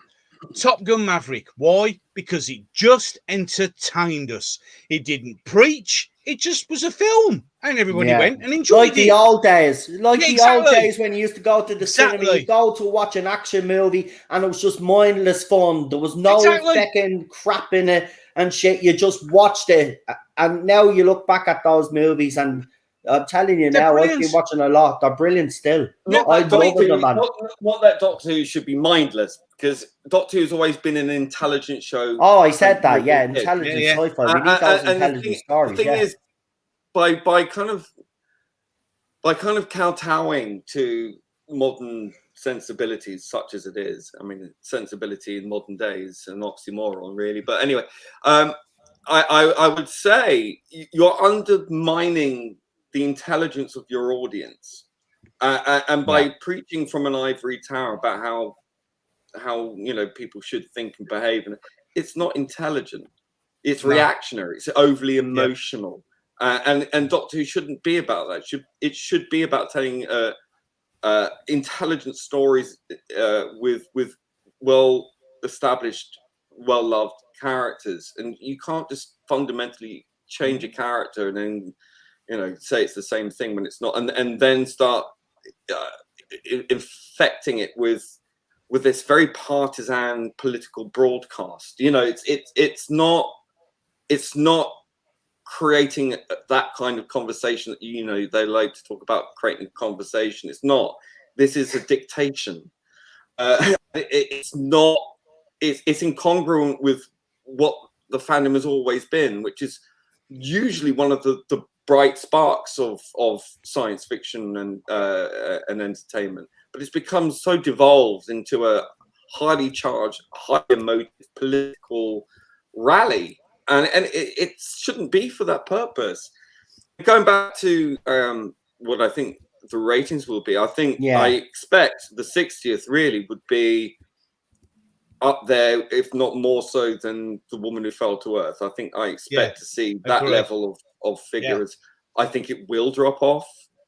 And I'm sad to say that, because I think it's jangling keys going, oh, do you remember David Tennant? Do you remember do you remember Wilf? Do you remember? And but I don't want it to become a spectacle. Yeah, but if it's written well, though, Lee, do you really think? Yeah, look, especially he is the master of cliffhangers as well. Remember that, and this is supposed to be broken up this 60th. So if you think about, he leaves every episode on a cliff fucking hanger, and the cliffhanger is amazing.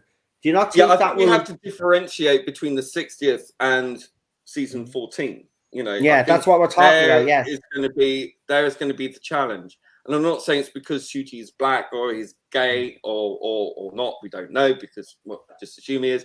I don't think it's anything to do with that. I think what it is, and I think most of the general public won't really know what RTD said or particularly care, but what they'll see is what they'll see. And if they get a whiff of wokery at its most woke, and I do believe that RTD sees it as a challenge to get woke accepted, you know, and I think he's arrogant enough to think that he can. I think it's stupid, and I think it won't work. And I think he shouldn't really be trying to do that. But ultimately, he's the showrunner. He's going to do his thing. It's down to us as the audience to decide whether or not we wish to continue. And if he's hell bent on replacing us with a brand new audience of Netflix watchers, 20-something-year-olds, fair enough. But, you know, I think you're doing a dirty on generations of fans who have kept the show alive, who supported him in the first round. It was the old fans who brought in the next generation to watch his Doctor Who when it came back in 2005. Remember that, RTD. All I will say is remember that. And for people to get a sense that they're not welcome is an awful feeling. It shouldn't be that way at all. And I just worry that, you know, he's going to think, oh, well, I'll replace them with this trendy new audience. Well, they'll be around for one season maybe, or they might just go, well, I don't really like science fiction, and they're more into their personal drama. We'll see. You know, I think science fiction isn't necessarily for everybody, even though I say Doctor Who is for everyone. I think Doctor Who sort of breaks that mold in terms of science fiction. Even people who don't like science fiction might like Doctor Who.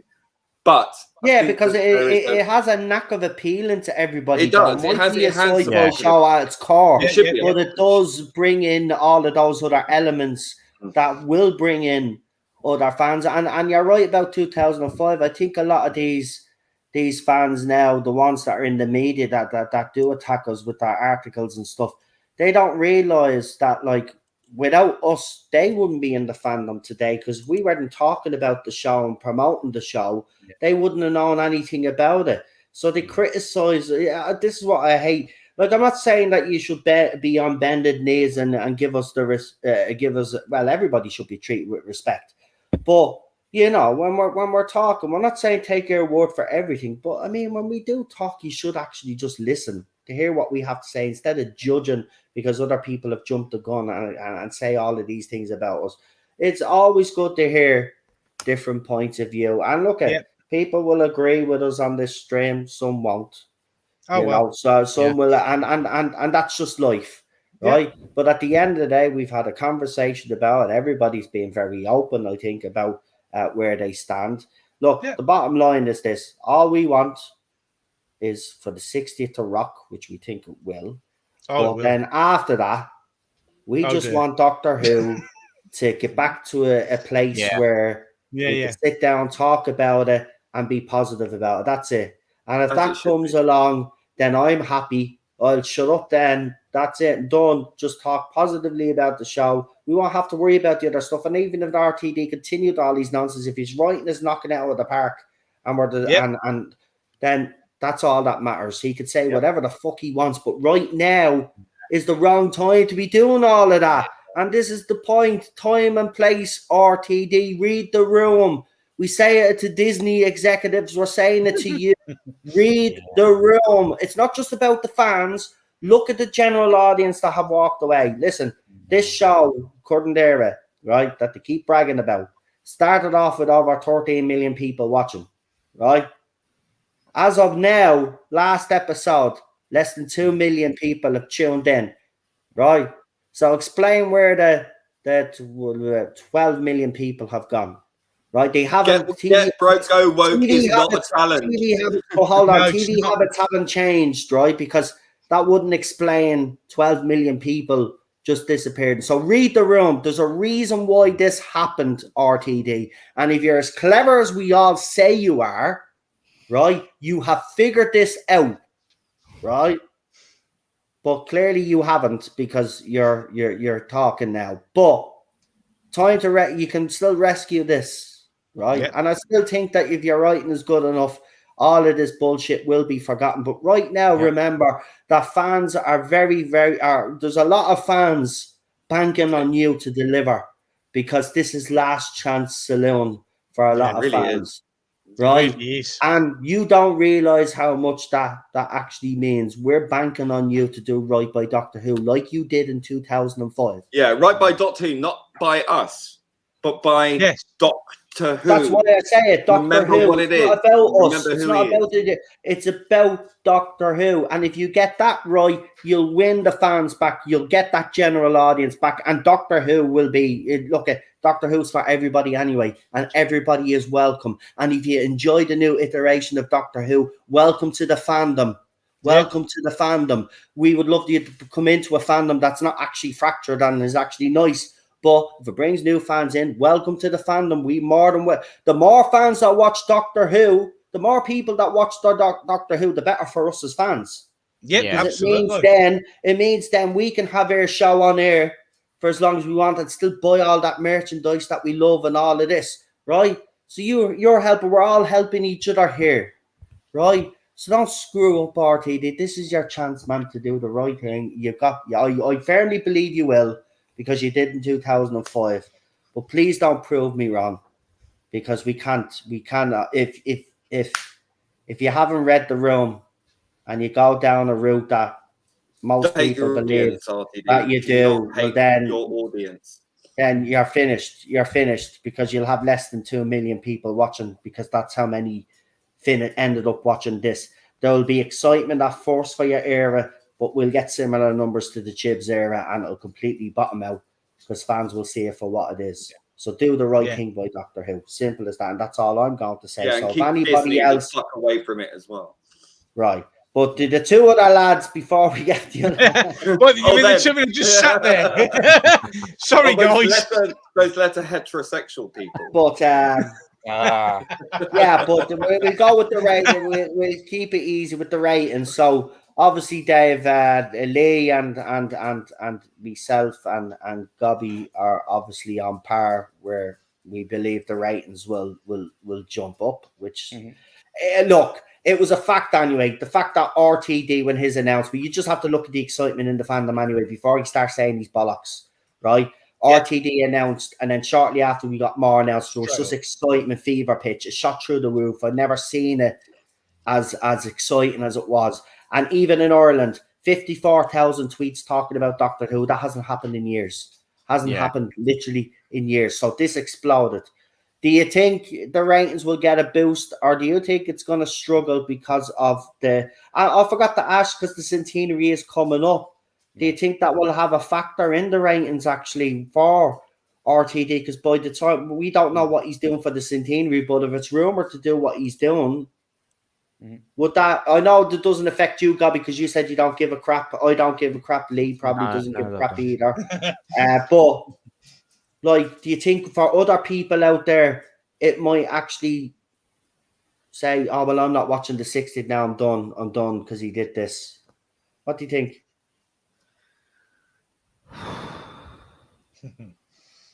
I don't know. Dave, you're up. I said Dave. Sorry.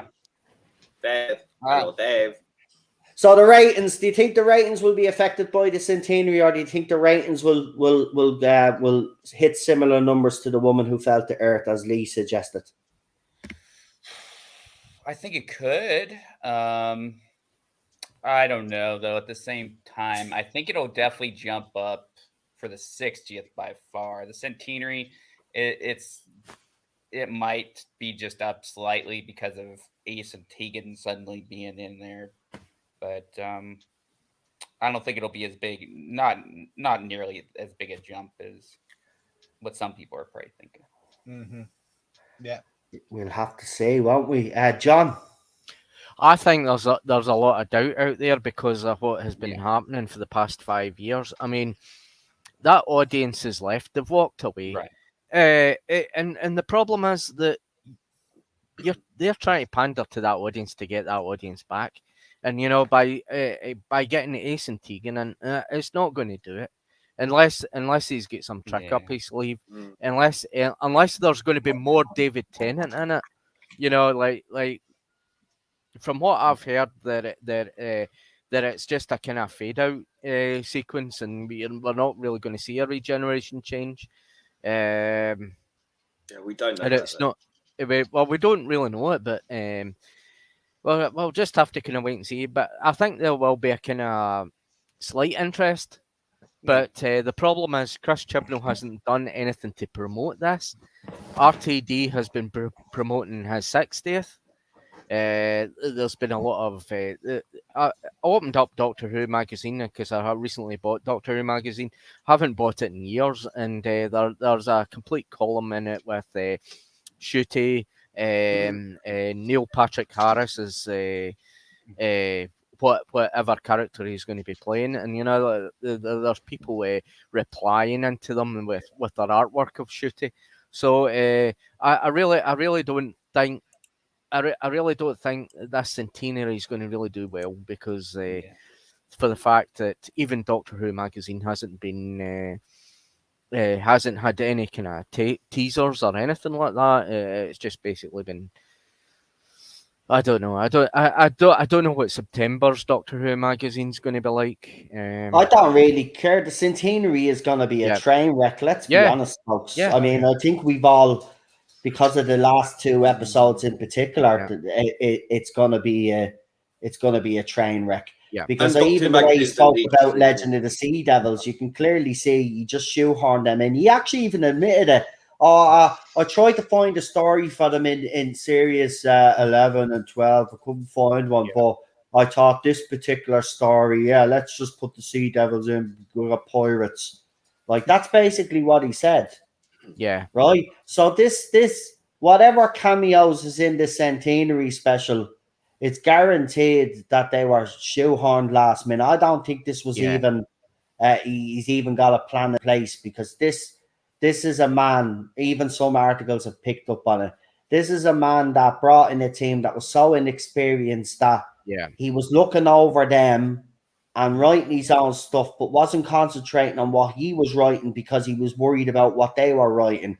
But the fact of the matter is, if he hadn't got rid of some of the Moffat team that he had there that actually had experience and could have helped him through the transition, and then started to slowly replace them, it would have made more sense. So again, that's a failure on his part, right? Yeah. Because he should have seen that as showrunner. Like, people were advising him to take some of the.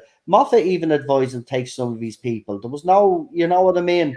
It was so there'd be a smooth transition, but he wanted to do things his way. Mm-hmm. And, he got rid of them all and made major changes. And Series 11 is the result. And Series 11, and I'll still say this, even though we got the Timeless Child and we got the Fugitive Doctor and all that other nonsense, The fatal blow was caused Series 11. Series 11, when that series aired, that was it. It was done. It was done. Look at how bad that's aged even badly now. Oh, yeah. Right? I had it on my Sky Q box and I said, you know what? I haven't been able to do it, but I'll go in and I'll watch The Woman Who Fell to Earth again. Right? And I'm telling you, even though that CGI looks terrible now, and it's only a few years, and the acting is just look. I'll give kudos to Bradley Walsh. Tolson Cole was trying, and your woman that played his grandmother was a good actress, and she actually is a good actress, right? But Jodie Whittaker was just the first scene out of her depth when she comes through that train. Oh my god, it's just so fucking stupid. Yeah, and then because she falls through a train through a hard steel. And then, do you remember when that leaked and everybody was saying, "Oh, it can't be that bad"? Right?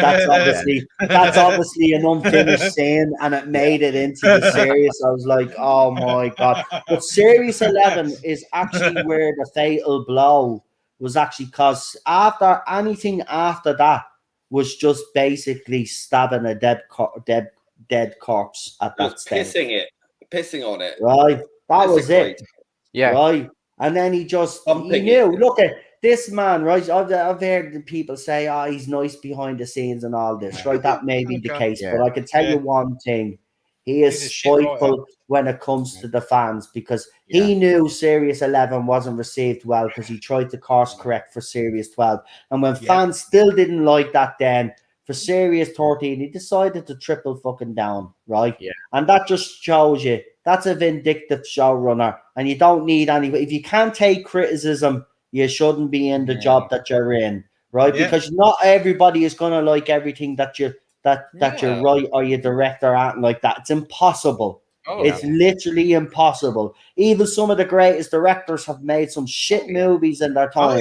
Right? Absolutely. It happens, right? But that's the thing. He couldn't take the criticism, and then he put little lines in his Series 12 as well. I'm an upgrade, and then all of this other stuff, and that was all designed because he was pissed at us for not liking what he tried. Yeah, I'll give you credit for trying something new with Series 11, but you misjudged the bloody fandom and the audience. They were telling you even before you'd even done any of your stuff that you were going the wrong way about it. You wouldn't listen. He could have rectified this properly. Even after Series 11, I thought, fatal blow. But if he gave us something spectacular in Series 12 and 13, he could probably rescue this. Yes, we discount Series 11, and we just talked about the 2 seasons that we did like, but no. They just, look, as Series 12 started off well with Spyfall Part 1. The second part, I just want to say, though, but the second part, I just want to add this, and then you can, But the second part for me is an absolute disgrace. I mean, what she does to the master in that episode, like, she literally gets rid of his filter. So now he's in the Nazi occupied France, and he happens to be at that time the wrong skin color, and she thinks because South Asians were not particularly, because South Asians were deemed by the Artsies to be where the Europeans came from. That's not really true. Exactly. Actually, I mean, they made deals with the Palestinians, Hitler and all that lot. But anyway, you're going to add something there. Go on, because I was just going to say just one real simple point, and that is hating your audience is not a good strategy. No. That's it fundamentally. Just saying. Absolutely. But this whole thing had been sabotaged from day one. I mean, Jodie Whittaker opening her mouth and replying to all those negative comments. She hadn't been positive about being the Doctor. She hadn't engaged. She wasn't even grateful. Positive light. Never. No humility. No. Look, at the end of the day, right. We were angry, but we had every right to be angry. The fact of the matter is, you don't then make it worse by by attacking the fans. And we even got a couple of statements from the BBC as well. But you know the funny thing about this whole 5 years that I did find funny and ironic? They were calling out certain behaviours in the fandom, but yet they weren't calling out the people on the side that were following the show, that were literally sending death threats, attacking people. You never seen any articles about that side of the fandom. It was always about the side that didn't like Jodie Whittaker. Oh, they're sexist. Or they didn't like, you know, that's who they focused on. But it was right at their doorstep. If you want to know why the fandom was so toxic, and this is a point I just want to make, actually, because these fans are superficial fans, as I call them. You forget one thing. You say that the fandom became toxic when Jodie Whittaker became the Doctor. You're absolutely right, because before that, the fandom was actually a welcoming place, and we were in the fandom, and we were welcoming, right? Yeah. And we tried to be welcoming to you guys, but then you guys came in and said, oh, the Doctor's female now. Forget about the straight white male Doctor. You're no longer... I was told to die of cancer. I was told to die of cancer for simply criticising... after I think 5th episode of Jodie Whittaker. Ted didn't like that, Lee. Ted didn't like that. He cried on your behalf. See these people that say all those things and all those abusive words and all that, they're the most hateful, spiteful people you could ever meet. And I mean, it's just they're the keyboard warriors. They're behind the keyboards, typing out all those words, and they would never dare say that to your face. They always project. They always project. They always project. Everything they accuse us of is what they are. So when they call you a bigot, they are themselves bigots. Right. Well, look, it's been an absolutely brilliant stream. It has. Right. I did say an hour, but that was never going to happen. I always get overruled, don't I? But anyway, it doesn't matter. You know, look. In fairness, I shouldn't really put a time restriction on my streams, because at the end of the day, you know, they just end up having a life of their own. But this one in particular, I have to say, has been an absolute brilliant stream. But I know a few people have to go.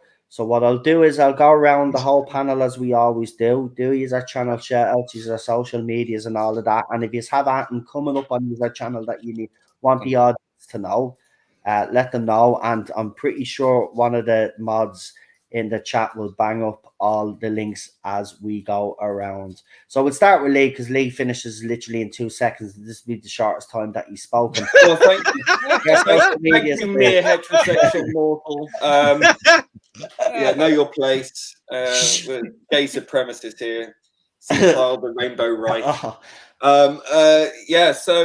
You can find me on the Instagrams at Aldred Audiovisual, AUDRED Audiovisual, one word, and YouTube with the same name.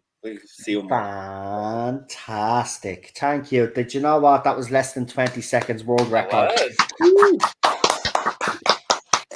No, I'll let the heterosexual speak. Listen, you know we love you. You know we're on. Go on, you less smart, less creative types. Anyway. Well, that is actually probably fucking true on this panel right now. Well, I'm probably the less creative here. No, Gobby is very creative, and no, I'm not. Well, Gobby's saying he's not. So maybe it is true. Well, Dave does his own little audio dramas there, and Super does his drawings. According to you, you're just the most intelligent and the most creative here. So we'll just leave it at that. But we'll move swiftly on to Dave Travels Through Time, Channel 2. So go ahead, Dave. Yeah, so we're working on our fan audio series, and anybody that's interested, just DM me. Anybody's welcome to play a part, and you know, anybody here in the panel and anybody that's interested, love to have you on board. Me and TARDIS Time are working on it, and then we're just doing normal streams. Me and PD, we do some Stargate streams sometimes, and I'm just gonna start doing Doctor Who reviews of the classic series. That's pretty much it. Cool. Fantastic. And check that out, please, guys. I'm pretty sure the mods are sorting that out as we speak. And we will go to our special guest today, Lord Gobby Guy in the shed of dread. I keep fucking that up. Don't worry about it, mate. Don't worry about it, mate. It's fine. It's fine. Well, you know, everything's Gobby Guy on mine. It's Twitter, Facebook, except Facebook is Guy Gobby for some unknown reason because some insignificant little worm nicked that one off me on Facebook. Obviously, I don't know. He deserves a slap, whoever he is. I shall hunt him down and kill him like the dog that he is. But there you go. And then it's obviously Gobby Guy. It's Gobby Guy on YouTube. I also got a gaming channel that I barely bother touching on, which is Gobby Gaming. But you know what? It's been a pleasure to be on here today. It's absolutely fantastic. I've actually managed to completely finish my bottle of whiskey. So nice one. Oh no, it's all right. I've got another 4 in here. So the next time you come on, if you're having a whiskey, I'll have one with you. I'll get on camera as well. Oh, that'll be fun, won't it? Because we'll be absolutely hammered by the end of it. It'll be awesome. Two parts drunk. Just sit here being drunk. It's great, but no, honestly, it's as I said, my videos pop up when I can, especially now because it's a 6 weeks holiday and I've got my kids at home, which is very inconvenient. And I said I was only going to pop on for 10 minutes, and it's been how long again? 2 hours and 41 minutes. But you came in. It's all right. But you had a good time. Yeah, well, if they've killed themselves, they've killed themselves. I mean, you know. Oh, God, no. I shouldn't have said that again because social services will be round on my door again. Oh, no. Well, you heard it here first, folks. Yeah, I do it all the time on every live stream. I'm going to get myself hung one these days. I really am, but no, it's been a pleasure. He is joking for everybody out there, just in case there's some little twat watching that thinks he's being serious. Am I? Could be telling the truth. Am I really? Am I joking? Am I really? Who knows, eh? Who knows? Who knows? I'm banging. Who knows? Don't do that. Who knows? Anyway, but no, it's been a pleasure and it's been great to be honest. It's been a very enjoyable live stream, and thanks for having me on. No problem at all. It's nice to see you back again. Yeah, it's nice to be a hetero. I shall be talking like this because I'm all dumb because I don't know shit. Because I'm just a white guy who don't know shit about nothing. Well, shit. Dear Lord. What then? Any case, go on to somebody else before I really do. Go ahead, quick. I've got a Twitter account under Real Super Doctor. There you go. Wow. Fantastic. And that was quick. I'll be back isn't it Tuesday? Yes. So I'll be back for a member stream. We got our RTD watch along. Can't believe we're talking about RTD and I actually have a watch, but I'm actually enjoying it. It's the Unquiet Dead, which I love that episode. I have to be honest. Yeah. You could really class that as a Christmas special if you wanted to, but yeah, I'm doing that, and I will be lining up those other interviews. I did try to reschedule with Ian, but he doesn't seem to be available right now, which happens. So what I might do is reorganize with Lee, but get someone else on and try do an interview member stream. So Gobby, actually, while you're here, would you obviously think about it? Absolutely. If you're available in the next few days or maybe next week, if you're it won't be this week because I've got a wonderful trip with the kids to Cadbury World tomorrow. So no, don't, because the 6 weeks holiday cost me a bleeding fortune. But still, you're going to a fucking chocolate factory. I mean, look at the size of me. They got no chance at that. They got no chance. I thought it was going to a chocolate factory, diving straight in. Fuck that shit, man. You only live once. They'll see me. They'll have to drag me off the production line as I'm just shoveling shit. Yum, yum, yum. But yeah, not this week, but next week I should be able to. I'll message you and let you know. Fantastic. Fantastic. Yeah, we get those weird bots. They're just bots. They're not even. Oh, don't worry. Let me copy down the address. I could do with a bit of fun tonight. You heard it here first, folks. Yeah, dating sites. Anyway, I'll stop him there real quick. It'll be in the chat there for you, Gobby God. Yeah. Thanks, mate. Anyway, nice one. Anyway, I'll be back anyway. As I said, this wasn't a stream that I planned on doing, but obviously I do check to see if there is any news, and I did see this article and I thought it would be a very interesting, and it did turned out to be a very interesting topic, and we had a great stream. I have to say, I enjoyed it. It's not it's been awesome. It flew in as well, which means that tells me it was a great stream as well. Yeah, Cadbury's is all sugar. I agree with you. I was actually saying this the last night before we finish up real quick. Lee makes a good point. I was actually saying it when I was a kid. I didn't notice. Maybe it is because my taste buds have changed, but to me, it seems Cadbury's chocolate has gotten sweeter than it was when we were kids. It's been that's what happened when it got took over, didn't it? And since it got until the Americans got over it, and they don't understand the quantity of sugar, so they just pour sugar in everything. I agree. Where's the cacao? Exactly. They don't taste the same. I absolutely agree with you. No, they don't. Even the Cadbury's cream eggs are horrible now. Oh, don't even go. That's terrible. They ruined Cadbury's cream egg. They did. Oh, here, that's another conversation and another stream. Damn Cadbury's to hell. Damn them all to hell. Anyway, we will leave it there. Listen, guys, you've been absolutely fantastic on the panel. Brilliant. I really appreciate you coming on. And everybody in the chat. Just wanted to say, rest in peace, Nichelle Nichols. Yeah, absolutely. Absolutely. I'm going to do a video about that after this, which was supposed to. And everybody has been saying live long and prosper, but I know it's a Star Trek thing, but I find. I don't know whether it's just me, but I've just got a fucked up way of thinking of things. But I kind of find that a little bit inappropriate. Like she's passed away. Yeah. Right. But I get it. It's a Star Trek thing. So but I did. It's weird that I actually even think about something like that. But there you go. That's just how the mind works. You're absolutely. I agree that shouldn't be said. I agree that shouldn't be said at the moment. So she was an inspiration. Legend. And she'll be remembered for all time. I'll tell you. Absolutely. And as we said, she was an inspiration and she inspired millions. And it doesn't matter whether they were women, young girls, it was girls, men. Oh, yeah. Young men. She inspired literally a lot of, like William Shatner, like them all that worked on that show. They inspired future generations of scientists and stuff like that. Oh, God, yeah, absolutely. She should be credited for that, and she was part of that. And she played a huge part, and it should be recognized. And I'm glad it is actually being recognized because this is the thing.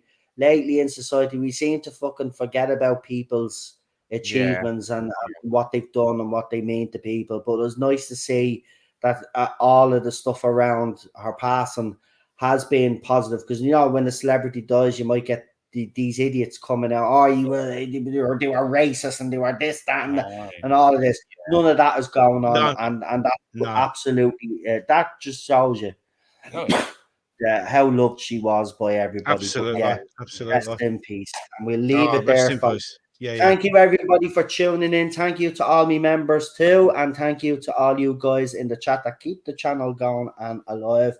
And remember, as I said, we know without you guys, we wouldn't be able to do what we do. So thank you very much for the support. We really do appreciate it. And we'll be back again soon for another live stream. I'll say good night, folks. Good night. Good night, everyone. Good night. Good night. Everyone.